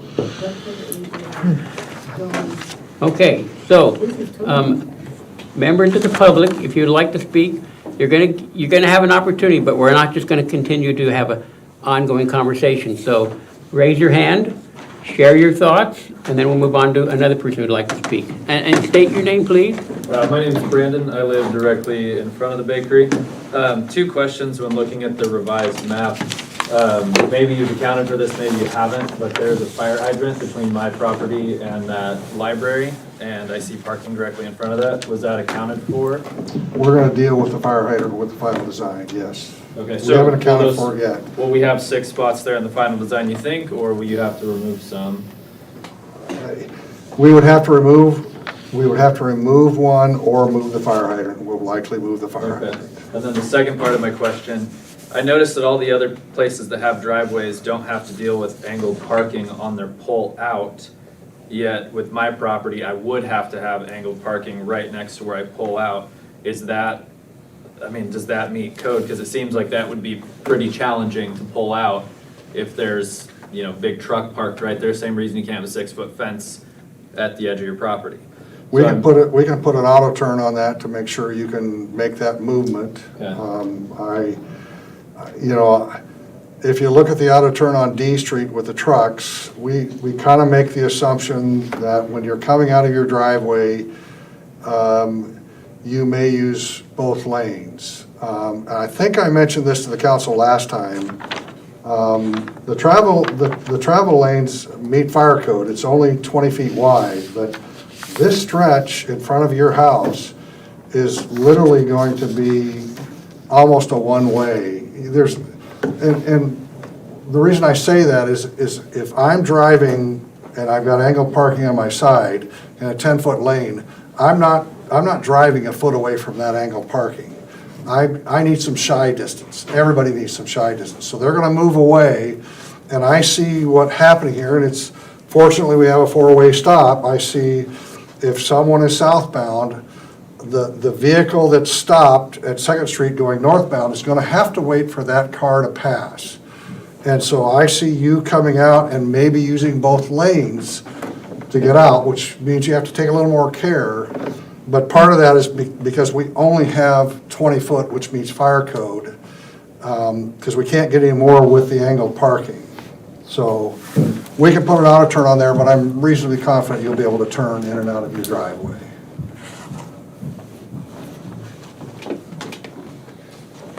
It is what it is. I guess I have nothing more to say to that. Okay. State your name. Cher, and I live next door to Brandon. I would like to, so he's talked about the fire hydrant, the power pole is also another issue. And I want to address, our trash cans are out there. 1, because we have no place to park. 2, if the trash cans are not there, they literally block the driveway, which means I can't get out. It was only means, somebody in the council had actually recommended I put rocks or planters or boards out there, which becomes a tripping hazard or something like that, and then that comes back on me. Not happening. I want to know, what is the cost to the homeowners on your sidewalk? And for the street repair, what are you charging us? We haven't prepared the LID report yet. We've been given direction to do an LID report for the curb and gutter and sidewalks, which we will do, but that LID report for all these properties has not been done yet, so I couldn't answer that question today. So you're proposing something, but you're not even telling us what you're gonna charge us. There will be an entire public process for the LID report.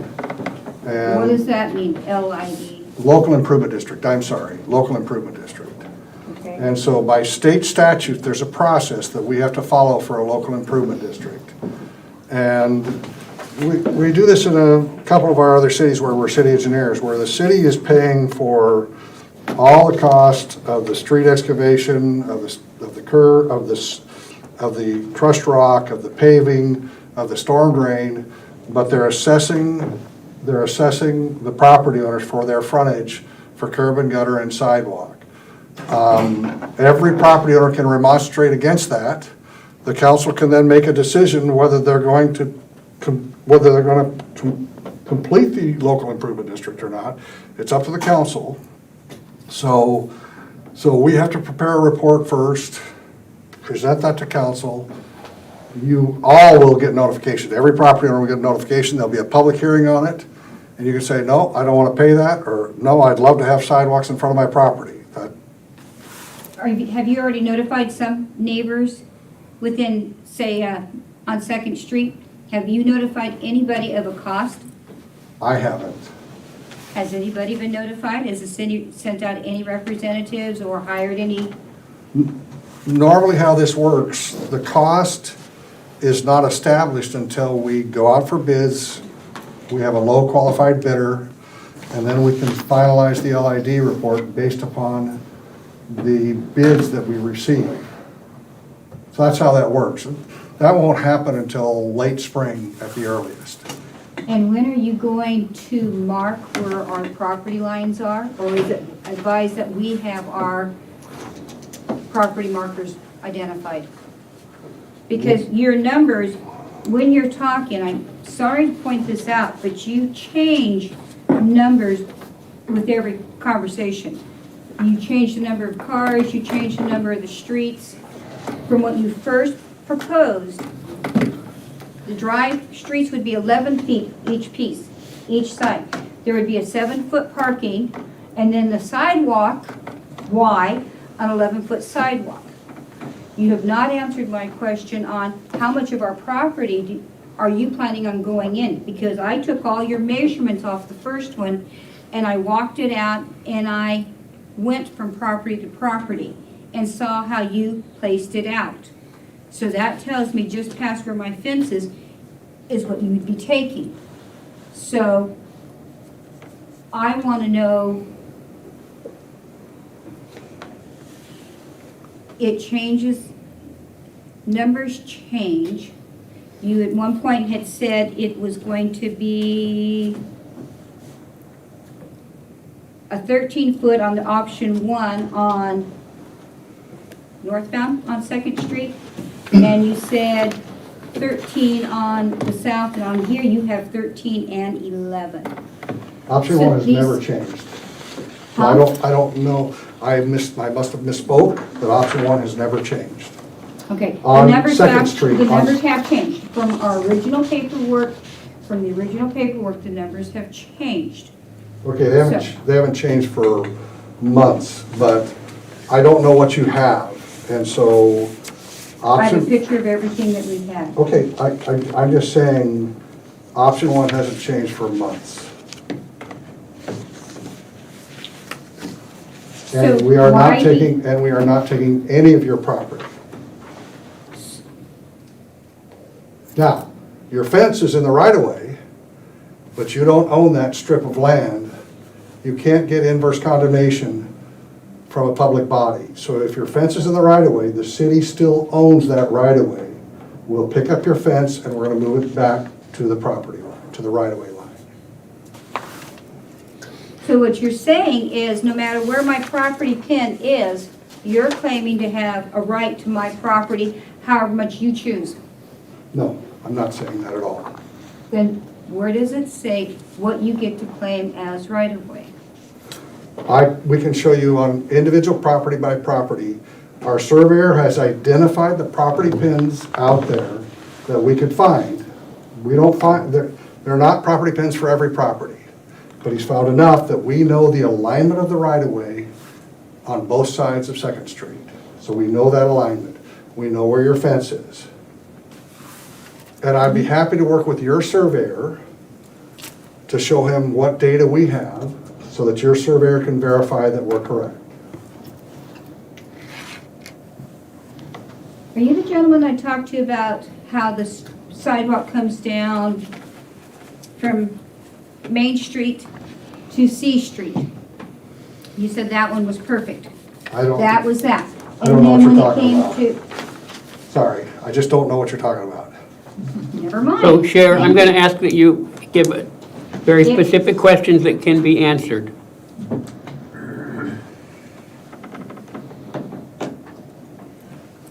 Are you going to be putting out door hangers when you're having meetings or change of plans? When, are you going to be presenting door hangers when things need to be relayed to the homeowners? That's a question for me.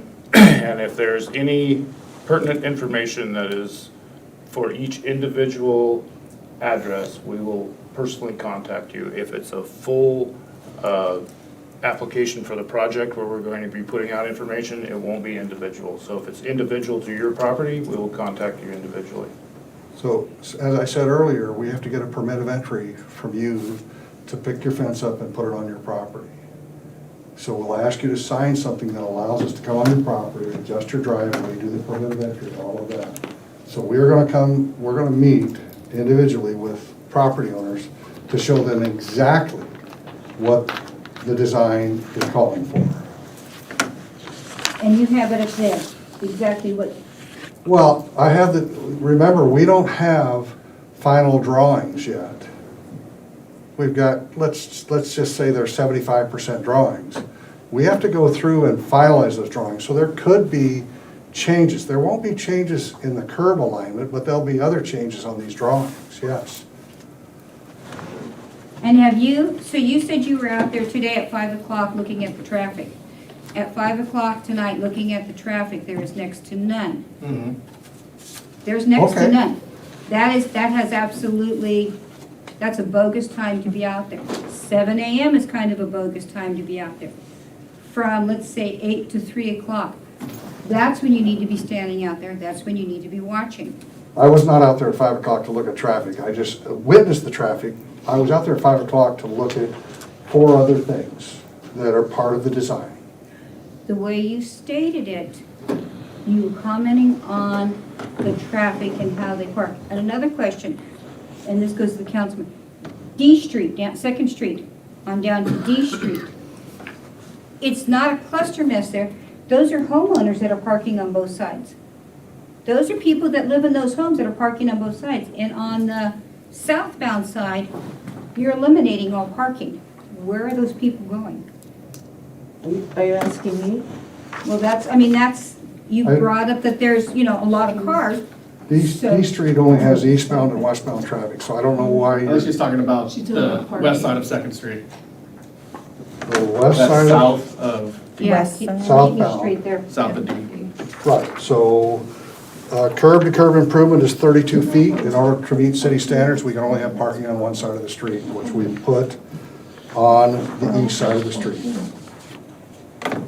So where do people go that? For clarification, I think what she Okay, hang on, Cher, I want you to finish up so we can let other people have their time as well. Just trying to Okay. go back on the questions and the comments and stuff that you guys have been making. So, I'm willing to ask those questions and not, Well, if you have another question, ask your question.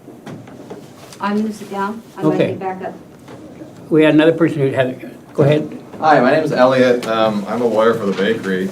I don't live in Creswell, but I won't take a long time.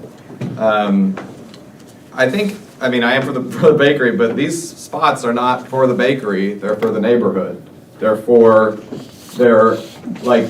problem is congestion. The reason many neighbors have tension with the bakery is because there's a limited number of parking spaces. and people are competing over them. What we're doing is we're reducing the number of parking spaces, and at the same time, we're making the streets tighter, and there's good reasons for it. You know, our original position was, how about we don't do anything, and I hear that's not an option. But there are good reasons to make sidewalks and have more ADA accessibility. You can't have everything, you know, so we're taking away the 17 spots that are there already to make sidewalks.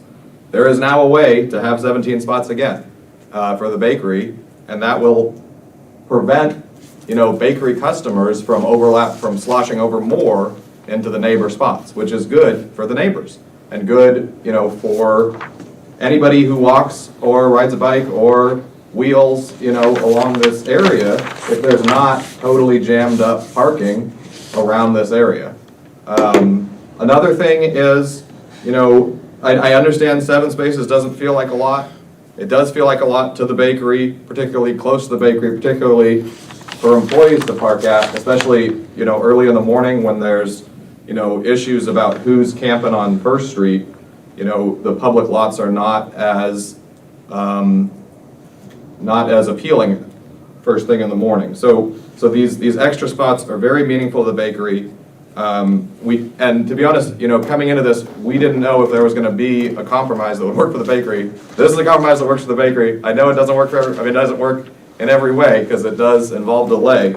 We wish that we'd been consulted earlier, you know, so that we could have ideally got this TSP process started earlier. But like in terms of a dream of you know, evolving towards a commercial downtown, with the sidewalks and the bakery traffic, if you can keep the bakery, if you can get enough parking spaces that we can keep the bakery downtown, that's a lot of people who are gonna have a baked good, be happy, and they could walk to another business if there were more businesses. And that would be an appealing reason to open a business nearby. If somebody wanted to open a business, it would be easier to use that overflow traffic from the bakery if there's parking for them, and once the sidewalks are there. So, and I, you know, last time we were here, the neighbors were saying, you know, we agree with the bakery that eliminating these parking spaces is a big problem. I don't know if that's where they're at today, but I do think it'll be better for the neighbors to have more spaces. Thanks. Thank you. So I want to hear from the public. Okay. Any other member from the? Can I just say one thing? Okay. We have the same technology as Travel Lane County does, and we can do a study on who comes to the bakery and how far away they go, if the city council would be interested in that. Okay, thank you. So, back to the public. Anyone else from the public who wants to speak? I just had Before you speak, I want to see if there's anybody else who wants to speak first. Okay. Sorry, I thought you pointed at me the first time. One question that I had, and maybe this could be directed towards the attorney for this.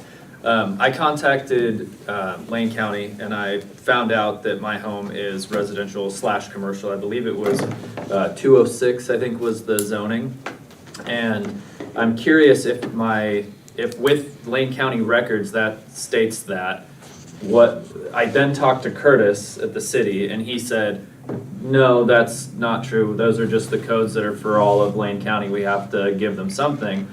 But it says I'm residential / commercial. So I'm curious what our stance is on that, because before I was told that's not accurate, and now I've verified with Lane County that it is accurate. How are we gonna meet the needs of both the residents and the business? Because we are in a mixed, I mean, you guys say it's not, but Lane County says it is. So I'm curious what your stance is on that. I think Michelle does have a response to that one. It is commercial residential. I have no idea why he told you it wasn't. It absolutely is. I can show you our zoning map. Absolutely. So I am correct. You My are property correct. is residential. The residential commercial. Correct. Mm. Perfect, thank you. Downtown. Well, yeah, downtown residential commercial. Yeah, it says With- commercial, residential / improved or something like Yeah, that, yeah.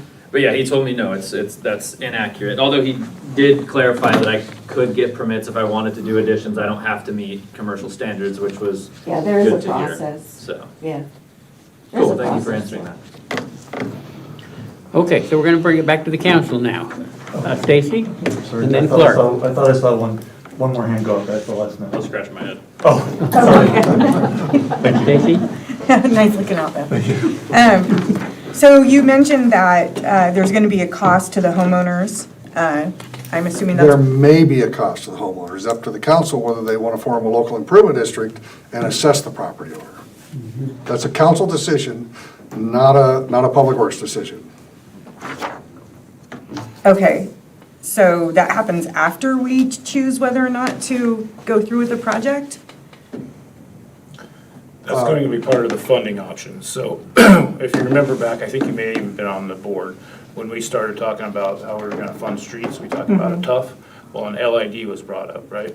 And so an LID is part of our funding mechanism, and it's identified as our funding mechanism. So if the TUF does not cover, which it's not going to, within the timeline to do the project, an LID is brought forward. But it's brought forward to the council, and they can decide whether they want to move forward with it or not. So But it is identified as a funding mechanism. So theoretically, if we do option 2 and this gets delayed a year or two, theoretically, the cost is also going to go up potentially for the homeowners as well. Correct. Okay, thank you. That's all I wanted to know. Okay. Yes, when we created the TUF, and Bill Spencer was on that committee that worked on all the road funding possibilities, and that was one of the possibilities for an additional way to put in new roads.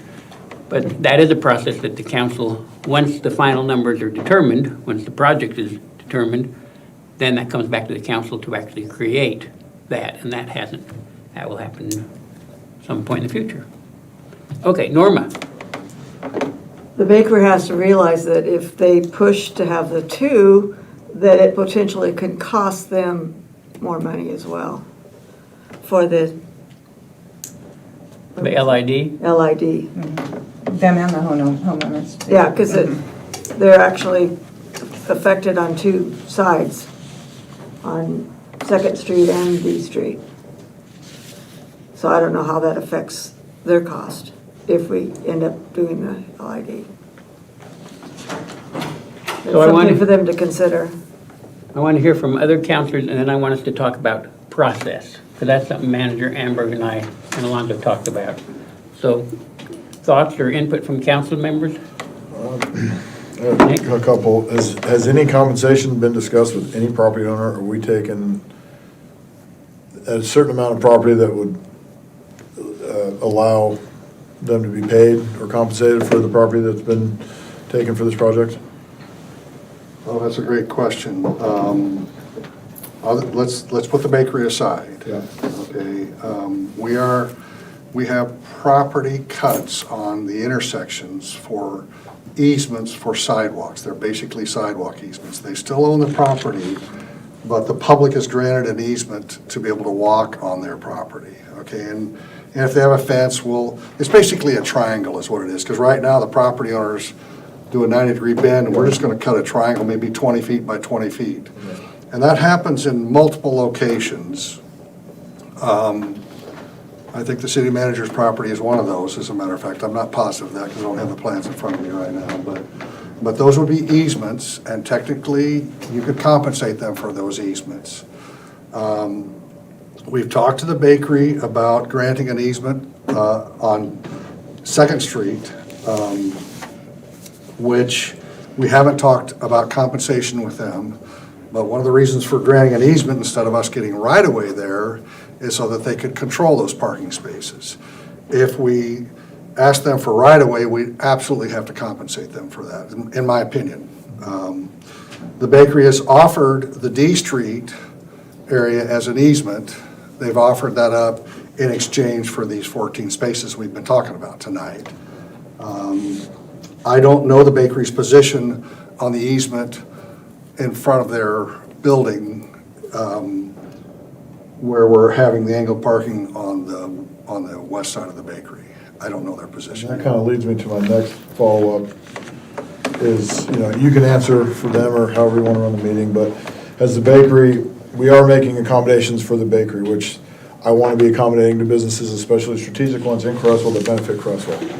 So I'm for capitalism, I'm for making money, I'm for bringing the right businesses to Creswell that benefit everybody, and the bakery's doing a fine job at that. Is the bakery, they have communicated with you that they are willing to compensate or willing to pay anything other than give up the right-of-way? Just give up the right-of-way. And I will comment further on the angled spaces on the west side. If they said they weren't gonna give an easement, I'd go back to staff and say, we can't get the easement, should we put parallel parking in? Because the angled parking only works if they grant an easement. And so we proposed that in an attempt to get them more parking. But if they say, no, we're not gonna give an easement, then we'd end up putting parallel parking and we'd lose about 4 or 5 spaces, which would be very unfortunate. Okay. Clark? Alonzo?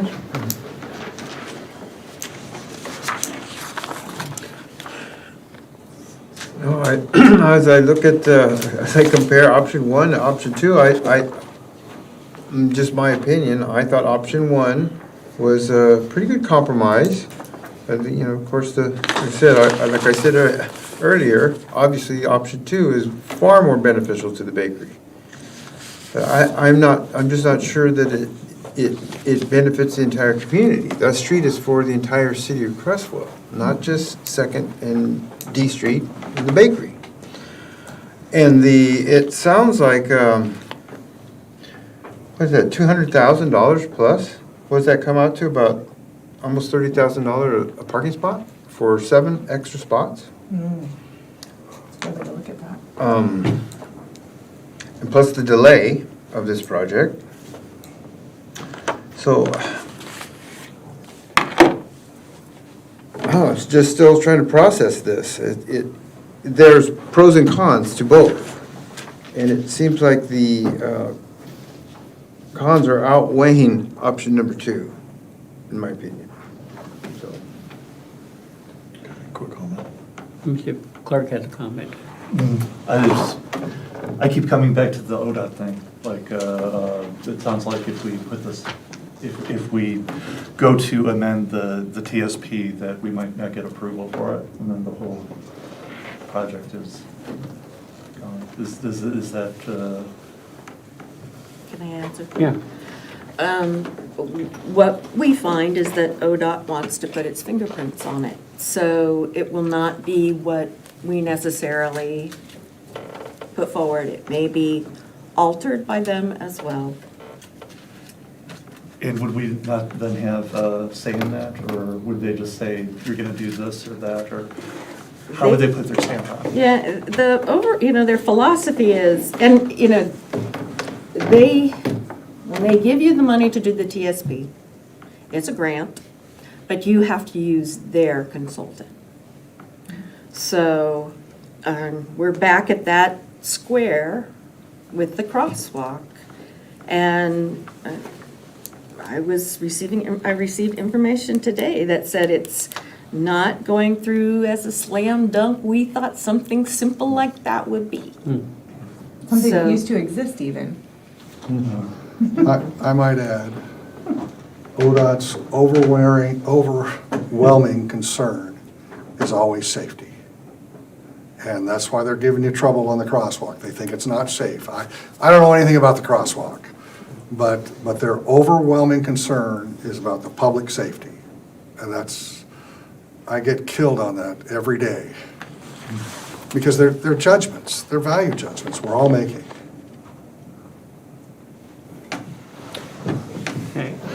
This is for Michelle as well. Is there a way to get this out to property owners, more property owners? Is there something we can put on city website? We get the bakery's opinion. Is the bakery working with the property owners? Everybody on D Street, get the city as a whole. Like, I need that. I need more information. I appreciate everybody being here. I appreciate the importance to all of you.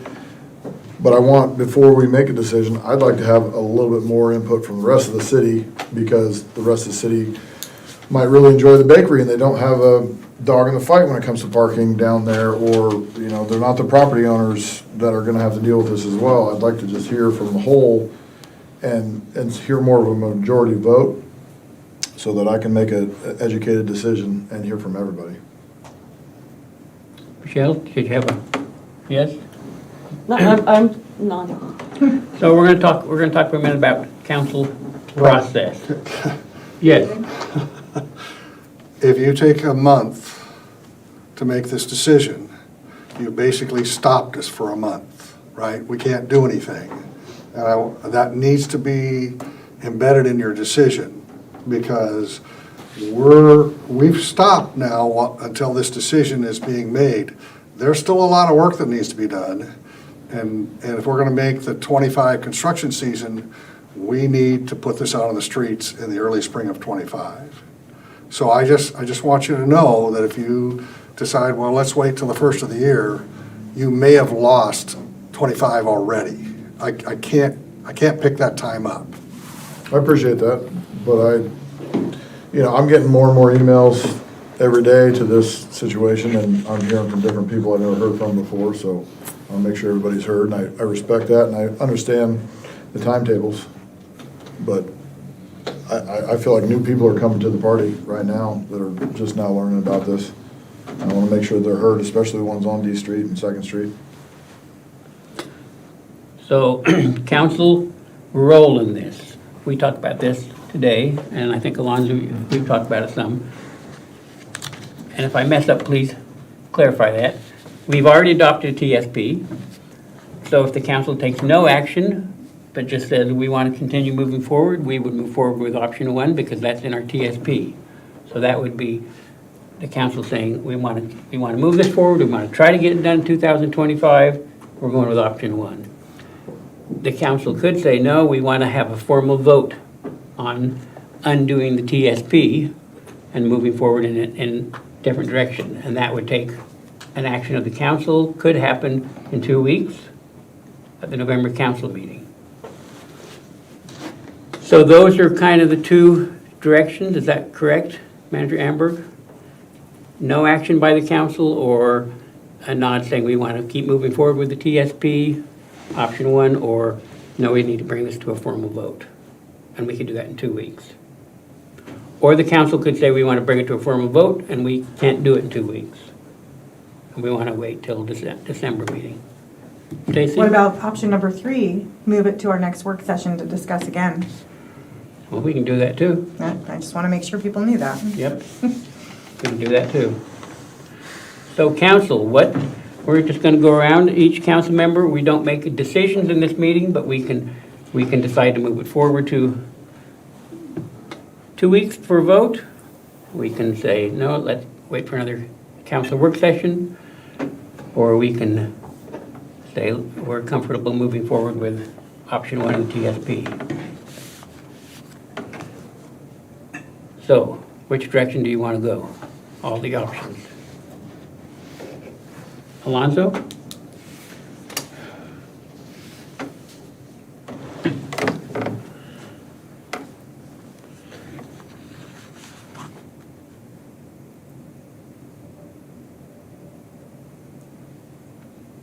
Well,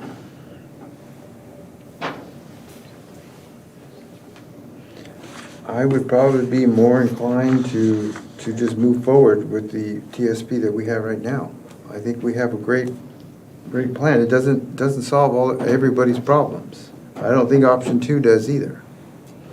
And if we delay this project, it's just we kick the can down the road, it's gonna get very expensive for everybody. And there's a lot of unknowns about the ODOT and the TSP and the ODOT. So I don't see that going with option 2 is an option. It's my opinion. Stacy? I concur with Councilor Castillo. I think that this is imminent, or if this is gonna happen at some point, it has to happen. I mean, I think that's been established. And if we keep kicking the can down the road, it's just gonna cost everybody more. Norma? I'd be willing to vote on it next month. Okay. Yeah. I feel like I keep shadowboxing with ODOT in my head, and I'm not really getting anywhere with it. So, I also feel like a lack of information is really hampering a decision.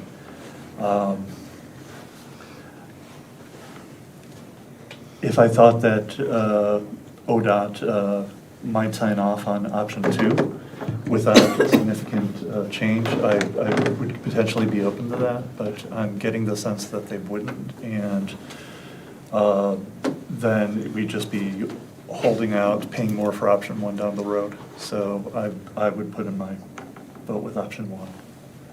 I'm not happy about that, but that's where I'm at. I can vote in 2 weeks. I'll do my homework and I'm ready to go on the vote. Okay, so, council, do we have consensus to put this on for a formal vote in 2 weeks at the November council meeting? Michelle? Could you help me understand your position? Is your position to vote? My position would be to leave the TSP as is and move forward with option one. That would make 4 of us. That's not really consensus. So knowing that 2 feel pretty strong that we should vote, I would say I'd be happy to put this for a formal vote. Plus, we're down 1 counselor tonight. So it'd be nice to have a full 7 counselors when we take our vote. So if you do choose to vote on this in 2 weeks, what you will be voting on is option 2. Option 1. Option 2. Why? Because option 1 is the de facto choice, because it is in the TSP. The only reason you would need to make a change is if you're changing the TSP. Then why are we Then bringing why this would to we the? vote? Yeah. I To thought, change it to option 2. oh, no, I don't, that's not my understanding. No, can we not what redo I- this consensus, please, sir? Thanks. Yeah. Okay. So, I'll just start with me. I would prefer that we move forward with TSP and stay with option 1. Yeah, and the decision doesn't come easy No. for me, but I would have to go with option 1. Same. Yeah, I thought we were gonna decide that we would go with option 1 with the vote, but if there's no reason to do it, then there's no reason to do it. It's not an easy decision, though. I mean, there's a lot to consider on both. Yeah, option 1, and then we'll see what happens within the next 2 weeks, but I suspect to still be at option 1.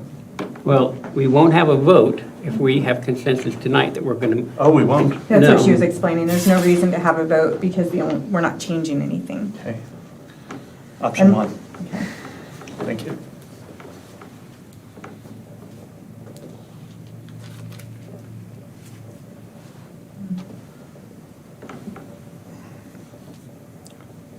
I'll go with option 1.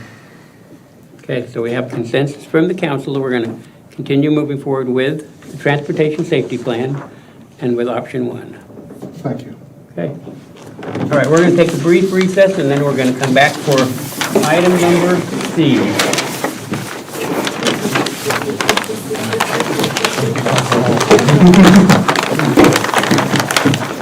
I was confused by it too. No, I understand.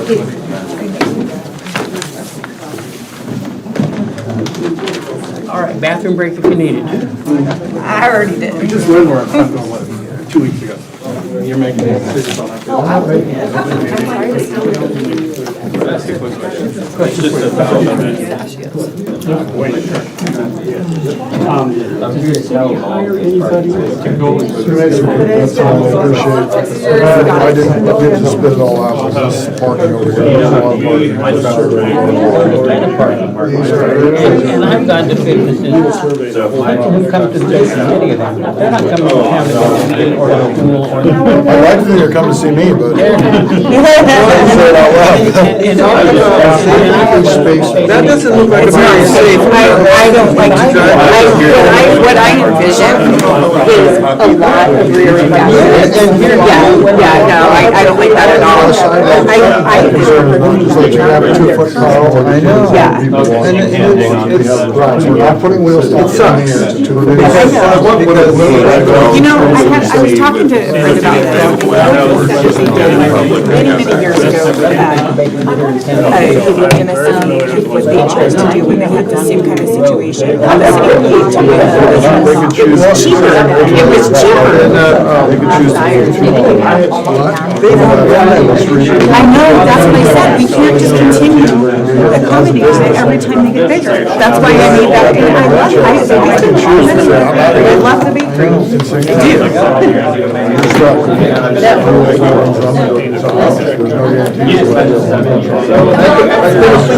She wrote the original plan, there was a lot less here, less spots.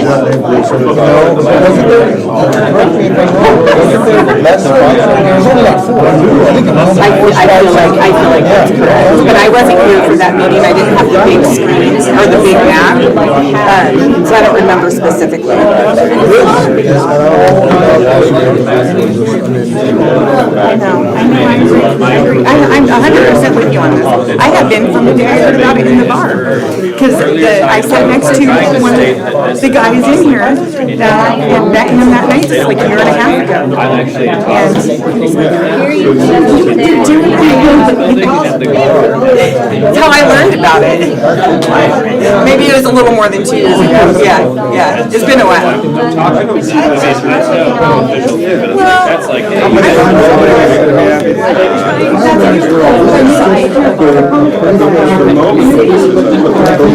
I don't know if you're even somebody to talk to. I think one thing that. Oh, thank you. Thank you. I mean, if it was anybody else,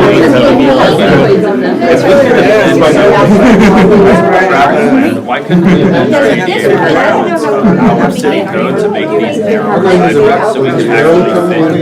The ADA code comes from the federal. I thought that was just what our city decided we were going to. We have requirements. Sounds like you're like, I don't remember, but they like right after the railroad tracks. God redid those ADAs. So government came out and measured them.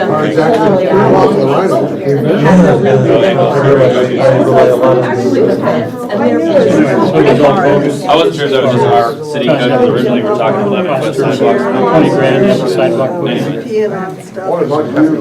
So that's a different story. That goes I would love to say I'm not being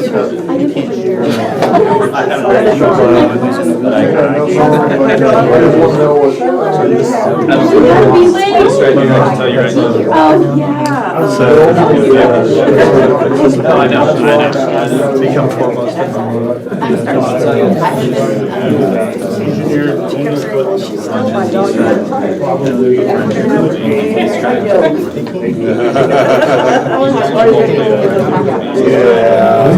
So in other words, all the sidewalks, put in the homeowner way to pay. Only if the council. But my point is, this is having. That's still up to I can't even park my truck.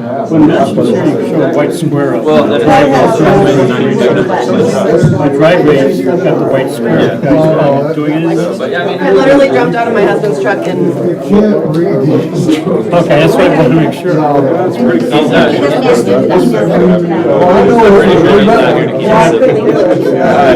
Yo, no, we've talked. I was like, if the two of us are in the room. No more. I mean. Pistachios, I think. I'm sorry, I couldn't be more definitive.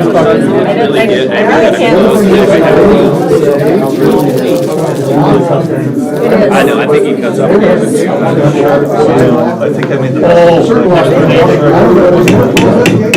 Okay, we need to reconvene. Council member?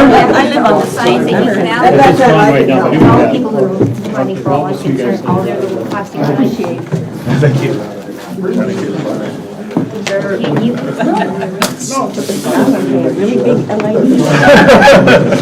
Yeah, that's the kind of stuff she does. Property is Council members? Come on back, please. So, somebody else can, you don't say right now. Okay, councilors. Is this still on? Throw it in my yard. All right, we are reconvening. We are reconvening. We're going to item C. And this was somewhat incorrectly stated. I want to restate it. We are reviewing ordinance 557 in regard to the 72-hour rule period. And that is because per council governing rules, any councilor can make a request. And we received a request from Councilor Smith, June 10th. The reason it had to wait was because also according to council governing rules, if the council discusses, as we did 6 months ago, the ordinance, and the council decided at that time to take no further action on it, then per council rules, an item can't come back for 6 months. So I let Nick know when he made this request that it would be the October work session. And here's Nick's request was, I would like to review our ordinance referring to the 72-hour rule and be able to cite after 72 hours immediately. So specifically, that's what we're going to be looking at. But first, we had invited our city attorney to come down and to give us an update on the Supreme Court ruling for the city of Grants Pass and how that applies to Oregon cities. So we're going to do that first. We have LOC guide that all of you received. And if members of the public want to get this, let us know and we can get this to you as well. Attorney Ross, thanks for coming tonight. Good evening. Am I on? All right. So I apologize, Nick. I have not seen your request, so I'm not speaking exactly to that. So maybe I'll just bring us up to date about where we are in terms of the Supreme Court ruling. So in June of this year, the Supreme Court issued its decision in Grants Pass versus Johnson. The case, as we probably all know, concerned plaintiffs' claims that Grants Pass and their regulation of camping on city property, the city parks, city rights-of-way, and other city property. The claim was that the city's regulations violated the Eighth Amendment's prohibition on cruel and unusual punishment. And that claim flowed from the Martin versus Boise case that we've talked about before here. In the Ninth Circuit, in Boise and later in Johnson said that these camping regulations did implicate the Eighth Amendment because they were regulations of a status, someone being homeless. And we weren't allowed to regulate the status of someone because that implicated the Eighth Amendment. The Supreme Court accepted review of the Johnson case and determined that the plaintiffs in the Johnson case had not stated an Eighth Amendment claim, that essentially that Boise was wrongly decided and that the Ninth Circuit in the Johnson case got it wrong, that these regulations were not about the status, they were actually regulations of actions and conduct. Occupying city property, sleeping on city property was not a regulation of them being homeless, it was a regulation of them sleeping on city property. And that was an action that you could enforce. And so in the Ninth Circuit, the Johnson case went away, the Boise case went away, and so for the rest of the Ninth Circuit, that kind of opened up the ability to regulate these conducts, the camping and homelessness issues throughout the Ninth Circuit, except in Oregon, because we had a legislature that adopted ORS 195-530, which the intent of that legislation was to codify, to put into state statute the Boise case and the Johnson case. And so even with those cases now off of the books in terms of the Ninth Circuit, and here in Oregon, we are left with ORS 195-530, which says regulations have to be objectively reasonable as to time, place, and manner. And so we actually kind of, the ordinance that we worked through and adopted was adopted with those regulations in mind. And so the intent of our current ordinance was to be reasonable, objectively reasonable as to time, place, and manner. And so I don't believe that has changed. I don't believe the Johnson case being overturned by the Supreme Court impacts our ordinance directly. And I guess I would agree with the LOC materials that you have, that the Johnson case really doesn't have a lot of impact here in Oregon directly, especially if you are a city like us that was looking at 195-530 in adopting an ordinance and a regulation. So that's where we are. We're back to looking at the statute, and I guess I can give you a little status update on the Johnson case. So the Johnson case has now been dismissed. It went back to the trial court here in Oregon, and the plaintiffs and the defendant, City of Grants Pass, reached a settlement. The city adopted a new ordinance. So the Grants Pass has a new ordinance, different from what was originally adopted that brought the lawsuit. And so they have now an ordinance fairly similar to ours. They looked at time, place, and manner, and now it's lawful to camp at 2 locations in Grants Pass. And the plaintiffs thought that was reasonable under the statute. The City of Grants Pass paid the plaintiffs $15,000. I think CIS probably paid that money. And then the case was dismissed. And so there is no more Johnson versus Grants Pass litigation. That is now settled. Okay, so we're going to open up for questions, clarification, then we're going to go to Nick's, and hopefully you can stay around and help us make sure we're figured out just as we need to be. So, Michelle? Thank you. One of the things that I'm unclear on is when this first started, the big red flag was having any sort of penalty for being homeless. Did they address that? Are we able to now have a penalty that could be assessed by our municipal judge for like $10 for not needing is that now available to us? That's thank you for bringing that up. So now we analyze everything under 195-530, the objectively reasonable standard. So that is one of the issues that we have to analyze, whether it's objectively reasonable or not. And so I can tell you that the city of Portland has been sued, and one of the claims in that case was the plaintiffs alleged that any penalty at all was unreasonable. So they're basically making that Boise type argument within the statute. We don't have an answer. No, so that's why I haven't heard. Yeah, you haven't heard because there's no answer. I think we're hearing from CIS and we're hearing from other city attorneys, and I think I would agree with that some penalty is reasonable because it's a regulation. We should be able to enforce our regulations with some penalty. Wasn't that part of the Supreme Court's argument as well? Didn't they say, we have penalties for speeding, and we have penalties for this, and we have penalties for that, and they're reasonable? Right, but the Supreme Court did not touch our statute at all. So they made no ruling whether Grants Pass was lawful under state law or anything like that. They just said it's not an Eighth Amendment issue. Thank you for educating me. Okay. So other questions of Ross? Okay, Ross is going to hang with us, and we're going to go to Nick. So, council members, we are specifically looking at pages 6 and 7 of our ordinance, which is section 3.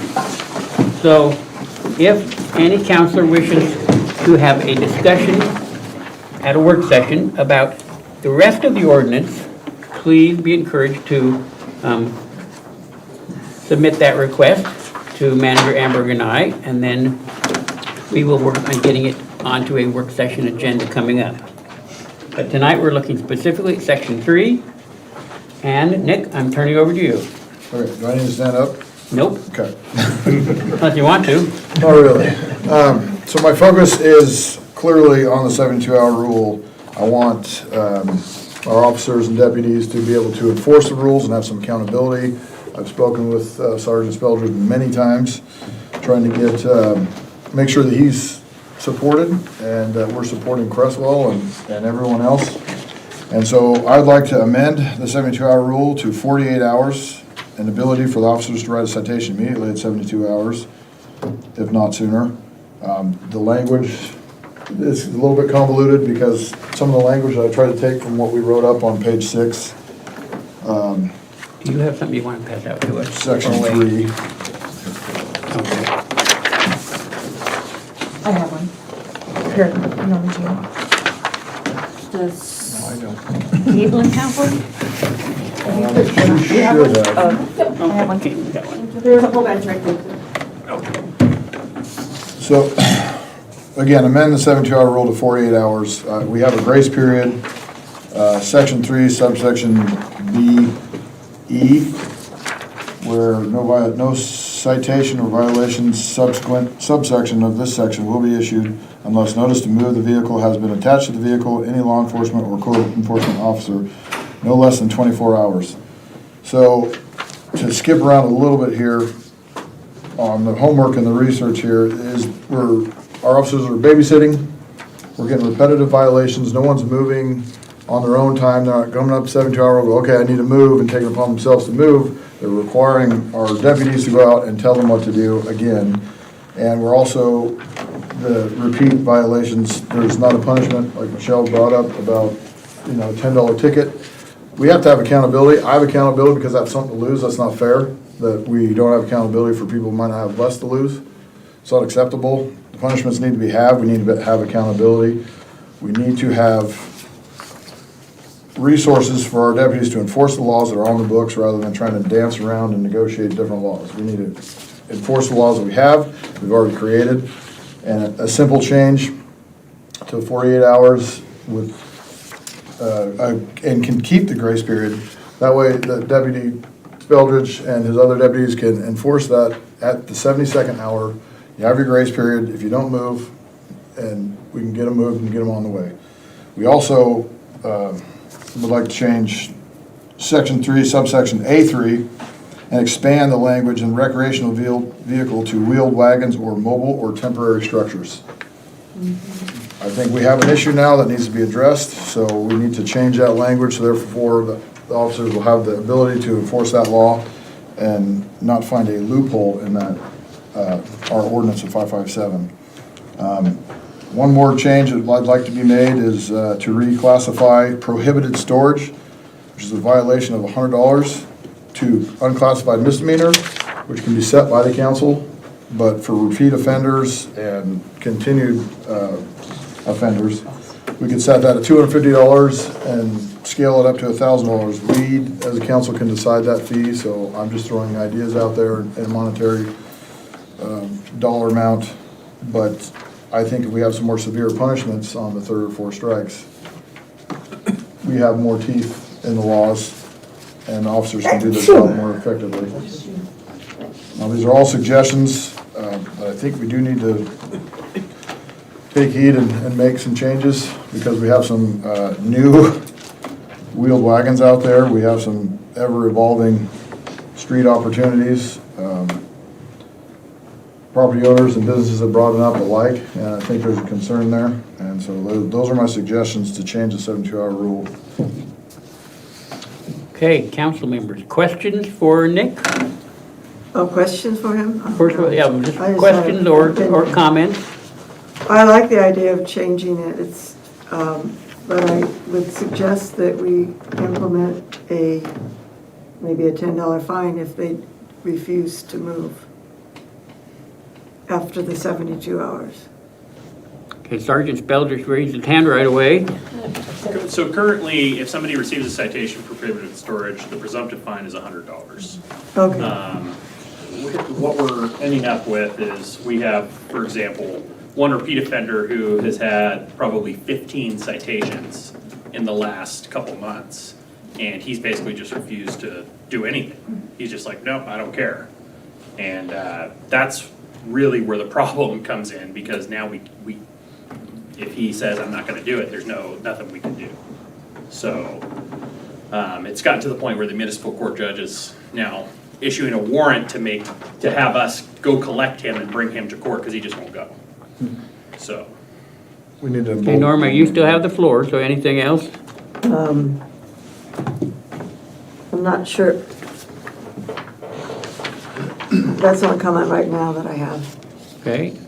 I think it should be changed, so that the police can handle it without stretching it out so long. Other counselors? I think the intent had always been at the 72nd hour, and because of, odd things in the way the statute is and all of that, it in effect was 96 hours. So getting it to where it would actually be 72 hours for real is a positive thing, in my opinion. Stacy? If we were to reclassify the prohibited storage as unclassified misdemeanor, is that going to give us another tool for dealing with unpaid fines? Sorry. I was asking you. Potentially.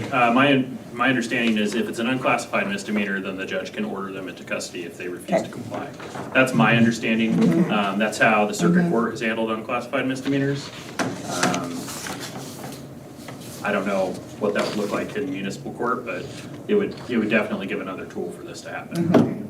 Yeah, because I feel like it doesn't matter what amount the fine is. They're not going to pay it if they're not going to pay it. There's got to be another way to compel. Misdemeanor. And I personally, I think all these ideas are great, so. Okay. Alonzo, Clark?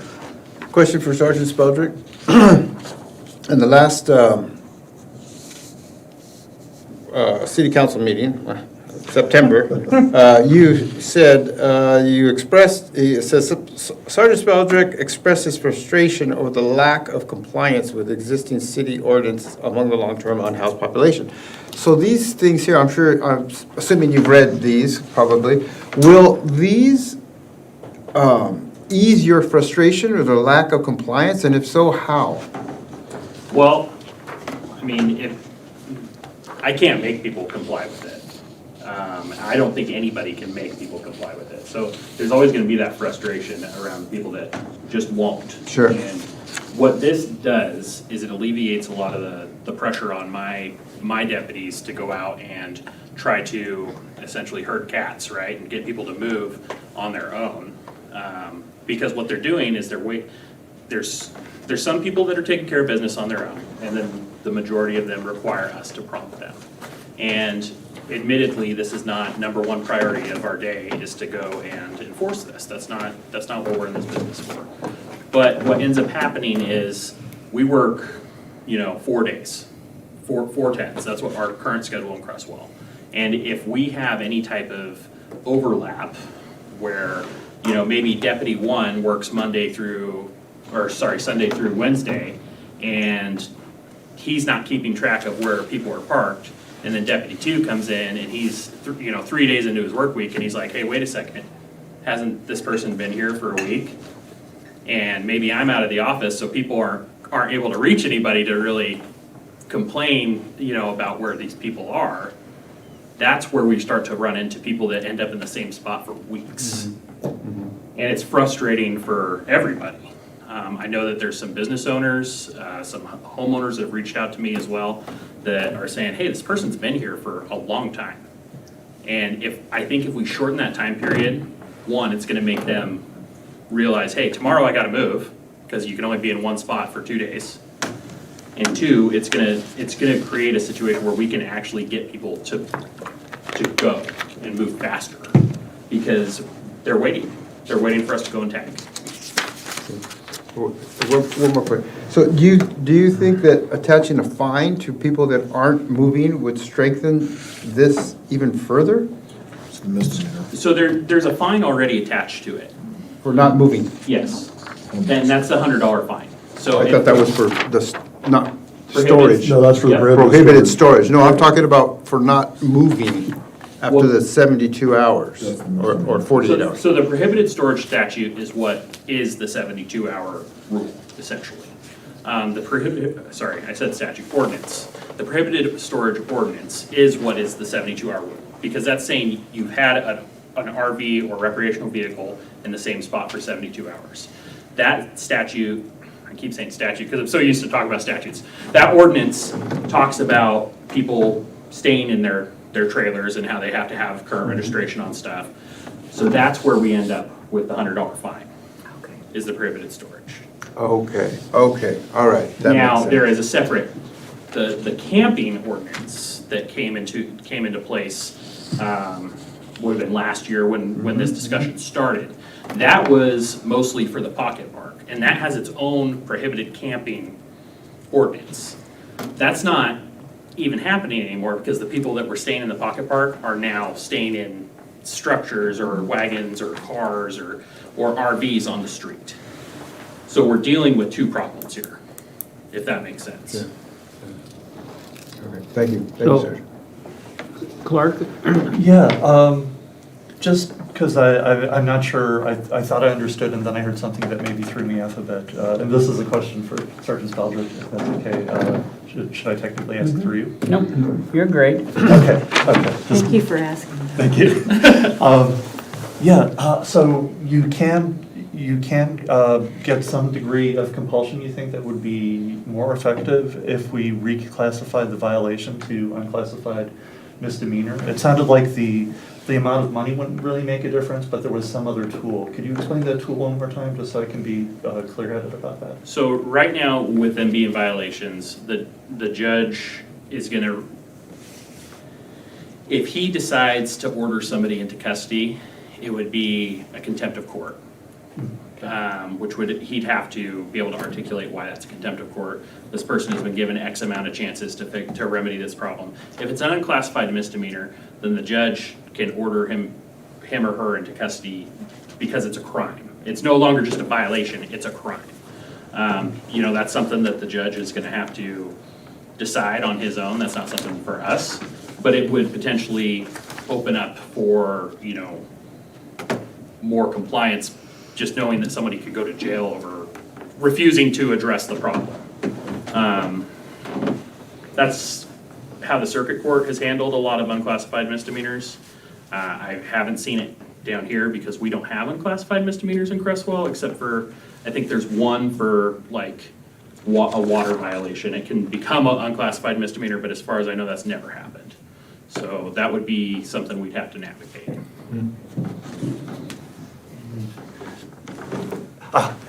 Well, I'm still here. Ross, does this sound like all something that is within the directives of the statute so far? Will we get into any trouble doing this? Well, potentially. It has not been litigated. So what we have to look at whether this is objectively reasonable in all phases. And so, this dovetails to Michelle's question earlier. What level of fine is objectively reasonable? That has not been litigated. And we've already seen a plaintiff in Portland saying that any fine is unreasonable if you don't have the money.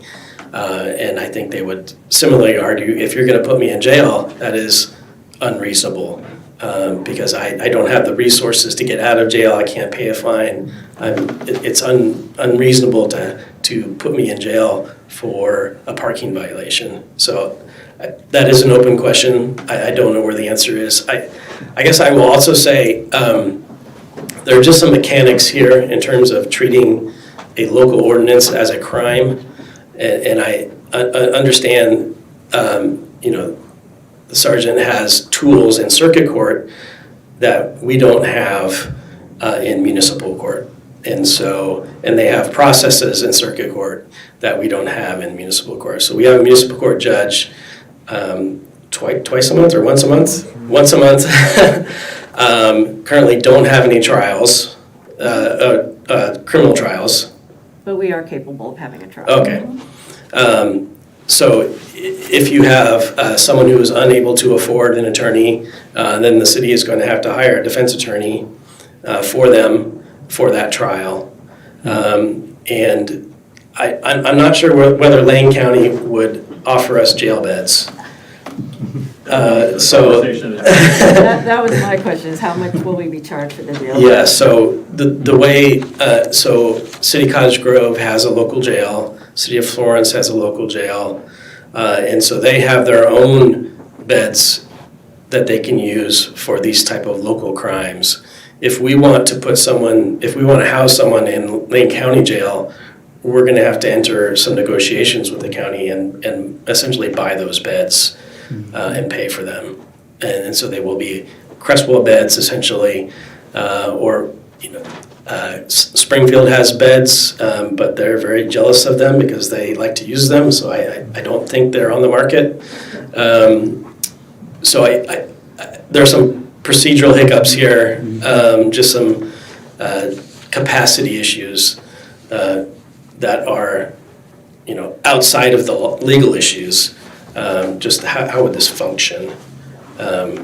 So I guess as a general piece of advice for the small cities that I represent that have a very part-time municipal court with part-time law enforcement with no jail capacity, it is really hard to enforce a local criminal ordinance. It's just functionally hard to do that. I have a question for you, Russ. Now, when it comes to no fines or penalties or whatever it is against the unhoused residents, is that due to their residence or is it just them being homeless? Because I have some questions there, because as a code enforcement officer, when I'm picking up the bikes, which are more frequent now, these unhoused residents, they don't get it back unless they have that $10 to pay it back. So are we falling into something that's not okay? Because that is the issue here, is that these unhoused residents aren't moving because, I'm just gonna say quote unquote, we have no teeth to make them, if they can just rack up all the violations, and then from what I'm seeing, municipal court isn't following through with these penalties, and so it's just I'm gonna be honest, it's a joke to them, because it's like, okay, I don't really have to move, and this is why I brought up to Michelle multiple times, it's like with the bikes, it's like I take them, they're confiscated, and you don't get them back unless you have the $10. So I understand there's rules when it comes to the wagons, the trailers, whatever, because it's their residency as being an unhoused individual.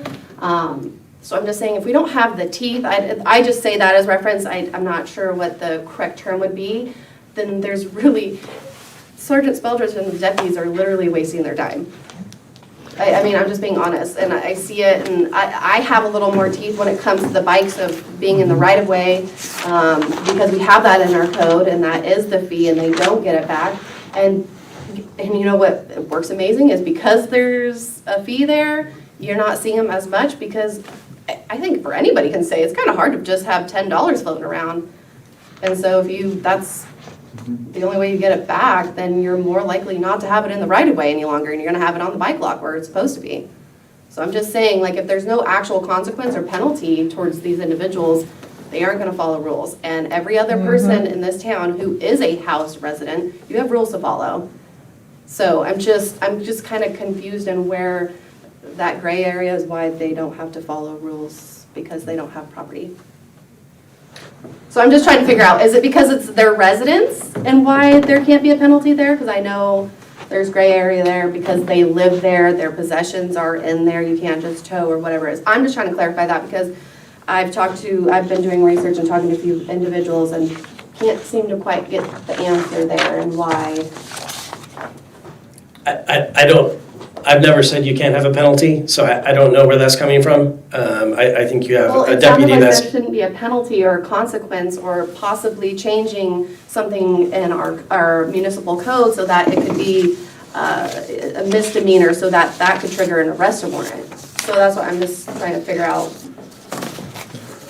Is it because just they're homeless, or is it because that's what they're occupying as a house? I think there's two different questions there. One is... There might be, I don't know, I'm just trying to figure this out, because I'm not an attorney. One is violating the ordinance on things in the right-of-way, which applies to everybody, and everybody has the same penalty, versus living in the right-of-way? That's a whole different question, and I think that's the 72-hour thing, not the bicycle thing. No, I get that, but I'm just not sure why there can't, he just said there can be a penalty, but I'm just trying to figure out, kind of went down that hole of why. I mean, you have a sergeant who is issuing citations for $100. So code enforcement is a team approach. You have the officers who are issuing the citations, you have maybe public works staff who are helping clean up things, and then you have your municipal court who is then looking at those citations and making rulings and enforcing those citations. And so that's got to be a team approach. And so, I mean, I don't know how these work through your system, but if you have someone in that system who is not enforcing the regulations that your council is adopting, then that's the weak link. I agree. Embolden the judge. Okay, so Shelley, and then I'm gonna come back to me for some comments. Shelley? I'm trying to get some clarification, because when I did code, to have a recreational vehicle, a camper, whatever, in the right of way, it had to be licensed, it had to be current.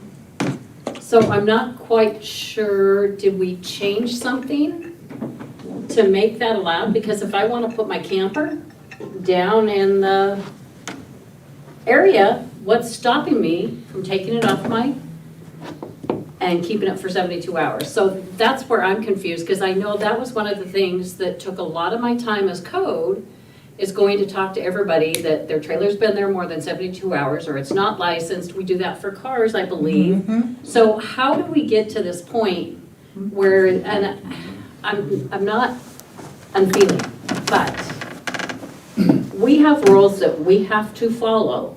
Why do they not have the same rules to follow? They have no licenses. They're in there, and then they snub their nose at us when we try to do our job.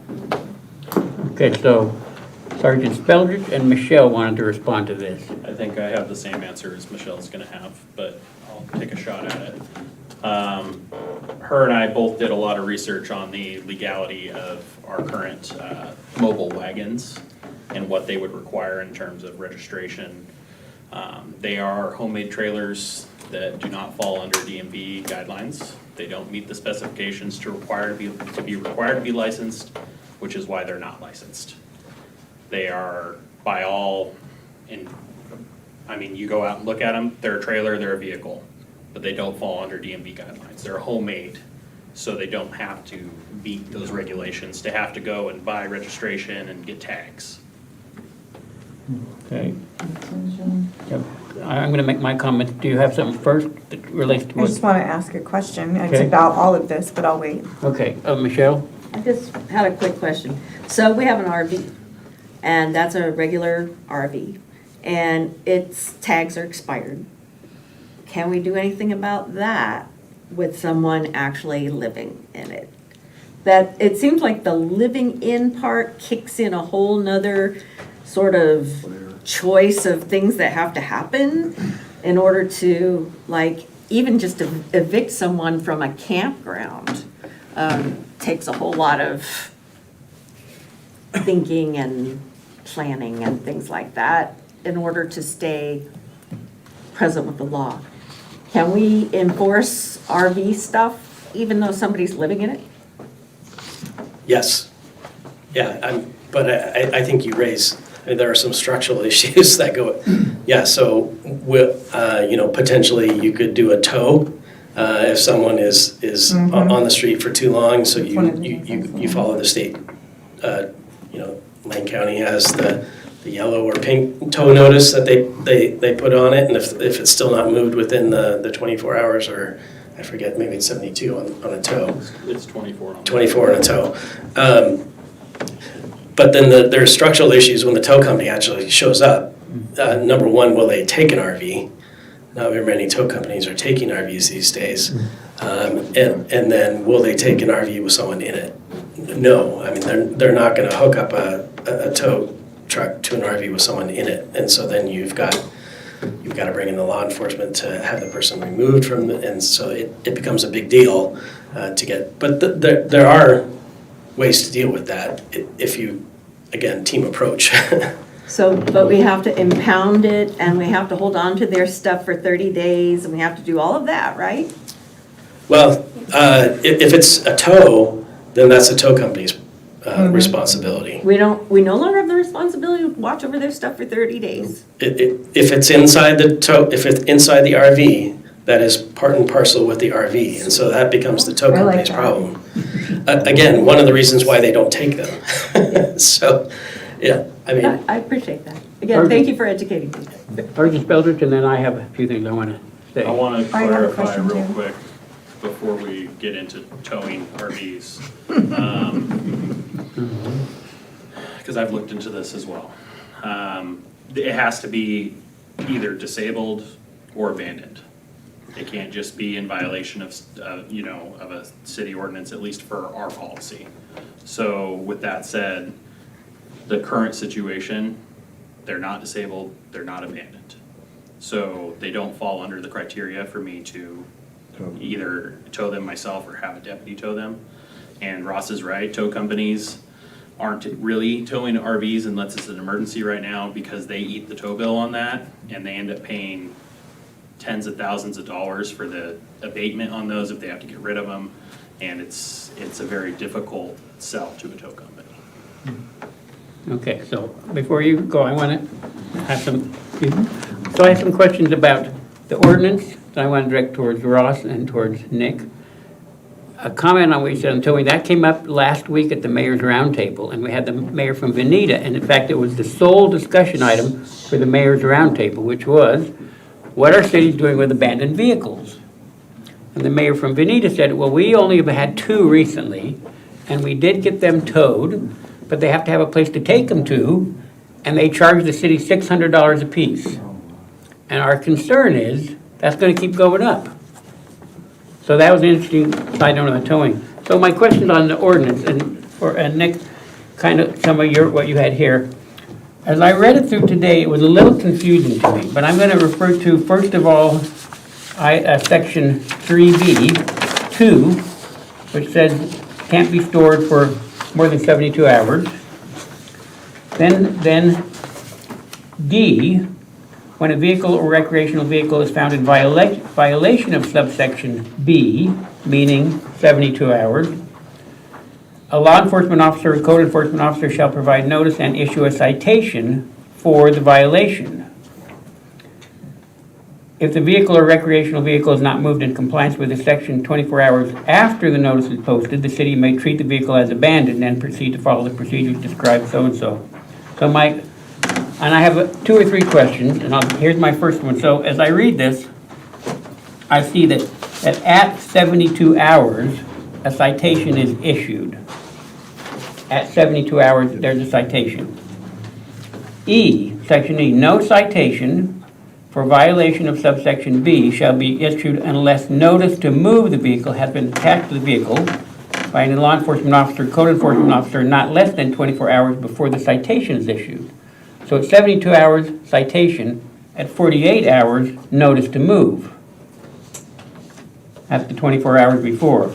F, no person may use the vehicle, blah, blah, blah. So, and then D talks about the abandoned. So as I read this, what was in my brain was, at 48 hours, they get a notice to move. At 72 hours, they get a citation. If it's still there at 96 hours, 4 days, then it's considered abandoned. So it seems to me that already our code is saying at 48 hours, the deputy goes out and puts a notice it has to be moved by 72 hours. If it's not moved at 72 hours, they get a citation. They don't get a notice to move it 24 hours later. 72 hours is the drop dead date. And then on the next page over, the number 1, the vehicle or recreational vehicle is legally parked in compliance with the Creswell Municipal Code and remains in one location for no more than. So I need some clarification. My brain says at 48 hours, the deputy goes out, puts the notice on, but it's got to be moved by 72 hours. At 72 hours, deputy goes out and says, you have a citation. It's not moved. And in fact, if it remains for another 24 hours, it's considered abandoned, which is a whole nother issue the city has to address with. So, Nick, how is that different than what you were proposing? Well, like you had mentioned, there's a little bit of confusion when I tried to write this and use some of these for examples. They were a little confusing, and I think we need to streamline it and codify it in a more simple approach, which Ross would have to, deem that appropriate. But I want to get to the point where it doesn't matter how we write it up. I want, with Ross's opinion, it needs to be a dead 72 hours that they can go and tow, and obviously we've talked about the towing, and the reason the trailers are made the way they are is intentional. If you're under 12 feet and a certain size, there's no title, there's no licensing, there's no nothing. If you go to Weimar, you can pick up a $400 trailer, you may not need a title, but you can store take your garbage out or anything, so that's intentional. Somebody's read the code, they've done their homework, good for them. What the sheriff's department needs to be able to do is go write a citation and have accountability for that citation, period. And we need to embolden the judge, which we've had conversations before, to encourage him to be compassionate, but especially on repeat offenders. There's got to be a way to take away something. They need to have accountability. If we're gonna give them some rules to live by, which they don't have many, they need to follow those rules, period. And so we need to streamline this, and I brought up these notes and these ideas, with obviously to have Ross be able to, put them on paper in a more effective way that, protects us from litigious activity, but, we need to make it to where the sheriff's department has teeth. So I'd like to get to more of a 72-hour, because this gives you, like you said, a grace period, and then another 24 hours to tow or cite. I would rather cite on 72 hours, and they know where the $10 could be arbitrary, it's $10, maybe it works on the bikes, it doesn't work on the wagons. We gotta come up with something better. If we are spending a lot of money on these deputies to babysit, I think that's stupid. And I'm not gonna put it any other way than that's stupid.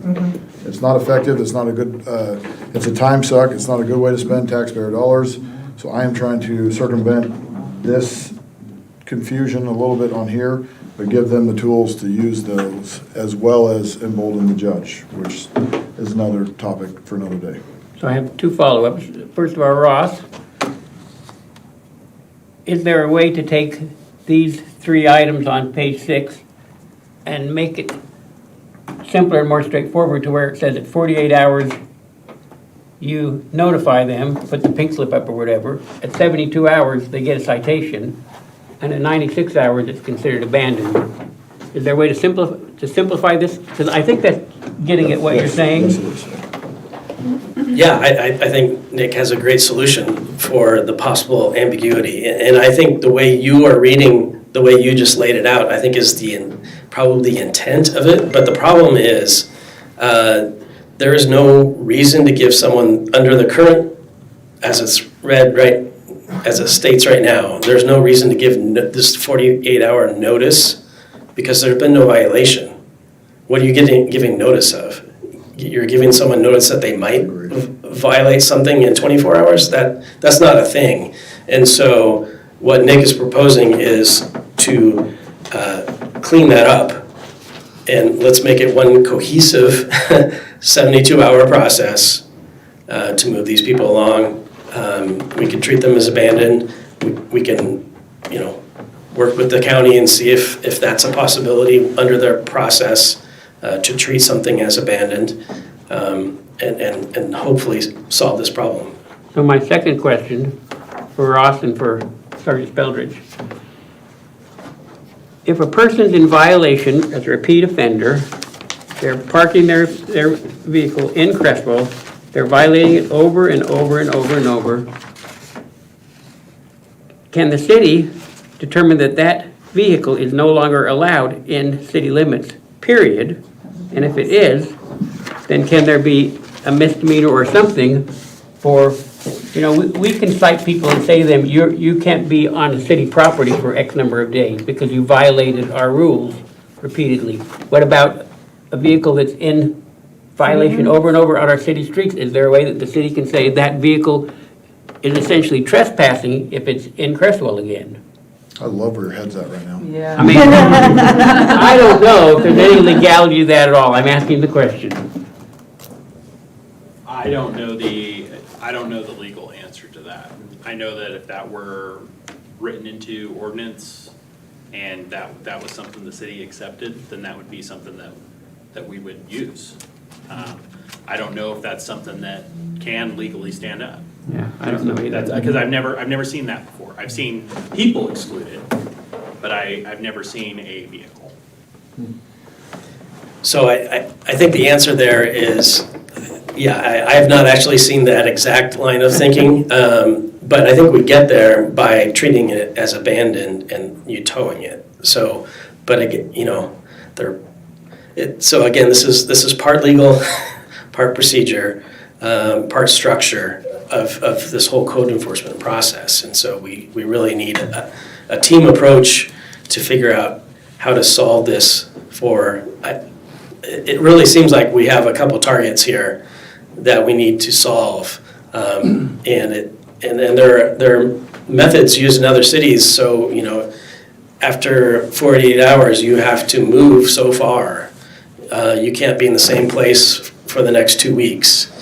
So we don't have those RVs in front of the same person's house for weeks on end. And so that helps solve that, you know, I can look out my front window and no longer see the same RV day after day. And so that there are mechanisms here.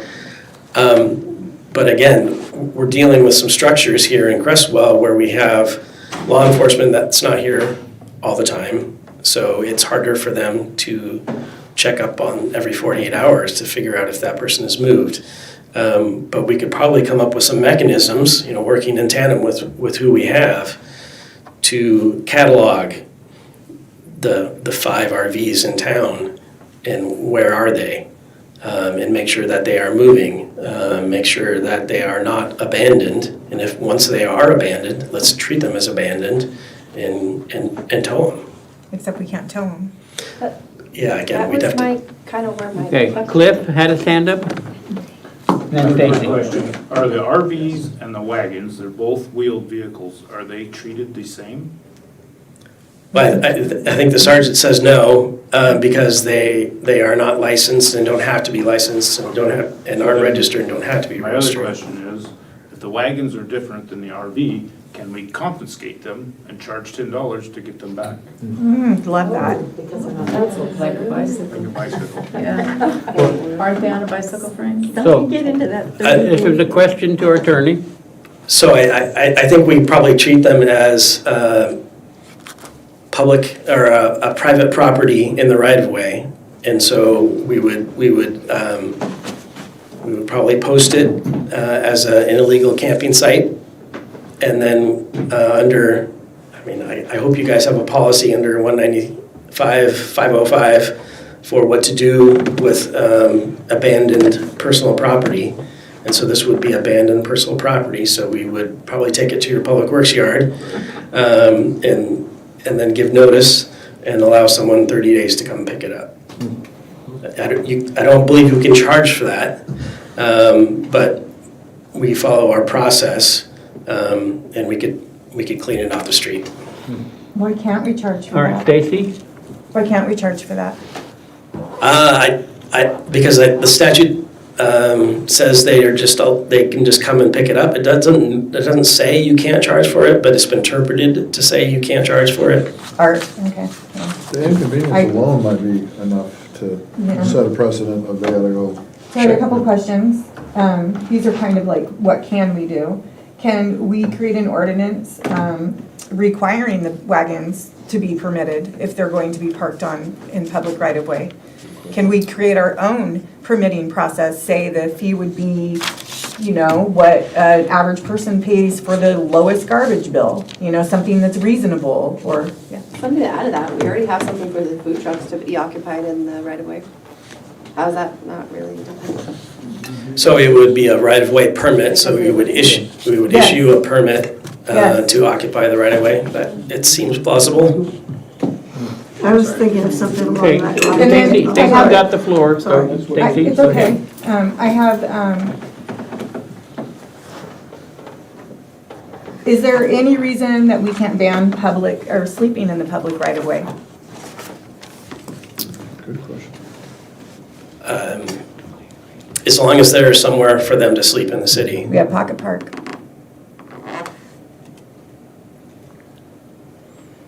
And then my last comment would be, I think this, I'm feeling like this conversation's very fluid, and I'm wondering if we shouldn't pick it up again at the next work session, or if you guys really want to take action on something now, like maybe take action on part of it, but then I would like to have it back so we can talk about it more, because I think immediate needs are to get Alex and our code enforcers some help right now, and I think just revamping that language, as you guys talked about, would be really great, but I also think that we really should continue to have a conversation about this. So specifically, the request from Nick had to do with 72 hours on page 6, and also enforcement. So, I mean, one thing we could do is we could ask Ross to draft up something based on our comments tonight that we can look at again. We can bring this back to another general work session. We could assign this to the Public Safety Committee to try to come up with the very specifics on what you're looking at. Looking at this, looking at how to streamline, looking at the enforcement, and then bring that back. So, a couple of different options. Would you like to have Ross work on streamlining this? That's what, I think that's the biggest thing right now. Let's streamline this and get this done. Let's get the immediate This is done. fluid because the continual fluid situation out there, they're growing, they're thinking, they're literally looking at code enforcement, they're looking at how to build different things. So I think if we just streamline this and get this done, I'm happy to continue because I think there's some great ideas and comments, but right now, this is something to move forward on. Okay, so we would be specifically asking you to streamline kind of section C through D or F. That would have to do with at 72 hours, they have to be moved, or they're cited. Is that correct, Nick? Yeah. Now, the second piece, which is a violation for offenders, is there something specific? Well, I'd like to have the potential to switch that to unclassified misdemeanor because that is what sets the teeth of, like Sergeant was saying, about you have to come to court and then the judge can decide and adjudicate the situation. And I think that means more versus just Chelsea or the deputies showing up and, hey, you gotta move and screw you, move on. This, at least, now you gotta perform for the judge. And if you don't get in front of the judge, and now there's a warrant, now they can go, nope, we're taking your stuff. We're taking you to jail or court or whatever the situation might be. I'm not a police officer. But then their stuff is sitting outside. There's a little bit more concern if they don't have somebody to watch their stuff if they're in court or they're in jail for the night. So I think there's more teeth there of a concern to follow the rules that way. So Ross, do you have a way that could be drafted in there, or do you have a recommendation? Well, again, I can certainly draft that. I'm not sure if the realities of Creswell match that. In other words, do we have the jail beds? Do we have the resources available to make that happen? We can certainly put it in the code, but I don't want to fool you by saying, yeah, we're going to start arresting people, because I'm not sure if we have that capacity. We may not, but we got to do something. We got to try something. Yeah, we're not getting anywhere in our current situation. They take advantage of everything. Sergeant Speldrich has his hand moved. Yeah, I'm trying to think how to word what I'm trying to convey. So there is the crime failure to appear on a criminal citation. So if this were an unclassified misdemeanor, we would be able to cite them in a municipal court. If they FTA on that municipal court, then we now have a criminal failure to appear that could be charged through circuit court. In which case, Creswell would not need to pay for the bed for that specific offense. It would go through circuit court. Odds are they wouldn't be held in the Lane County Jail, truthfully, but they could be arrested for it if it came to that. It would require people to appear in court. Otherwise, they would face this potential failure to appear. And again, the inconvenience, just like you had mentioned, if they have to, and Cliff had mentioned, well, if we take it to Public Works and they, the inconvenience of that alone, and there's more teeth whether, we set the hook on that or not. It does produce more. Yeah, so the failure to appear to the FTA is a state statute, and so they would be able to charge a state statute, what then gets you into into the county system. So let's do that. So can you draft that into this? No, it's already Oh, okay. it's already there. Well, sorry. Go ahead. We would, in order for us to go with the failure to appear on a criminal citation under circuit court, we would need a crime from the municipal court. It couldn't be a violation. Sure. So it would have to be, Unclassified. there'd have to be something that said this is, you know, repeat offense, your repeat conviction is an unclassified misdemeanor, whatever. So that then it could be, you know, taken under the circuit court for failure to appear on a criminal citation. And I can give the directive to my deputies that these are cite misdemeanors. If they're unclassified, they are cite into municipal court, they are not taken to custody. And then if they, you know, if they FTA on that, then fail to appear. If they fail to appear on that, then we could, you know, now charge them with the crime, failure to appear on a criminal citation. Just my thought. And that's something you can draft into this. Well, no, I mean, again, it's just taking Nick's words. Okay. And the state statute is what the sergeant is talking about. So if it's criminal at the local level, we would not put them in jail for that violation. It would be the failure to appear that would then give rise to the jailable offense. So that would not require something being worked into this ordinance? Well, yeah. Well, Nick, Yeah. Nick's already got it. Okay. Unclassified misdemeanor. So do you have enough direction from us on these two items that you can work something up here? Yes, sir. Yeah, Okay. boy. Well, then the question is, council, do you want to direct our attorney to make these adjustments? First of all, yes, no, do you want the attorney to make these Yes. adjustments? Yes. Absolutely. I guess so. And then the next question, when is it practical that we could actually have this? I mean, we meet in 2 weeks. I don't know if it's practical that we can get this and have this, or would it be December meeting? Cost effective. I can have you an ordinance. So the packet goes out. When's the packet due? The deadline in, It's the Thursday before that Monday meeting, so the Monday is the holidays, so. is the deadline tomorrow? We're meeting on the Tuesday. Tuesday. It's a Tuesday. Tuesday the 12th. Honestly, I put my packets ahead of time, so if you get it to me before then, as long as it's before the Thursday, we're fine. It's not gonna be a. If I have a week, I can do that for this meeting. Okay, do you want this on the November agenda then? Council? Yes. Yes. Yes. Yes. Yep. Okay, Will we be able to see the draft ahead of that? well, it'll come out in our packet. Oh, okay, that's fine. You'll get it in the That's fine, packet. Okay. Okay, so that's what we're gonna do. All right. Yes, Norma?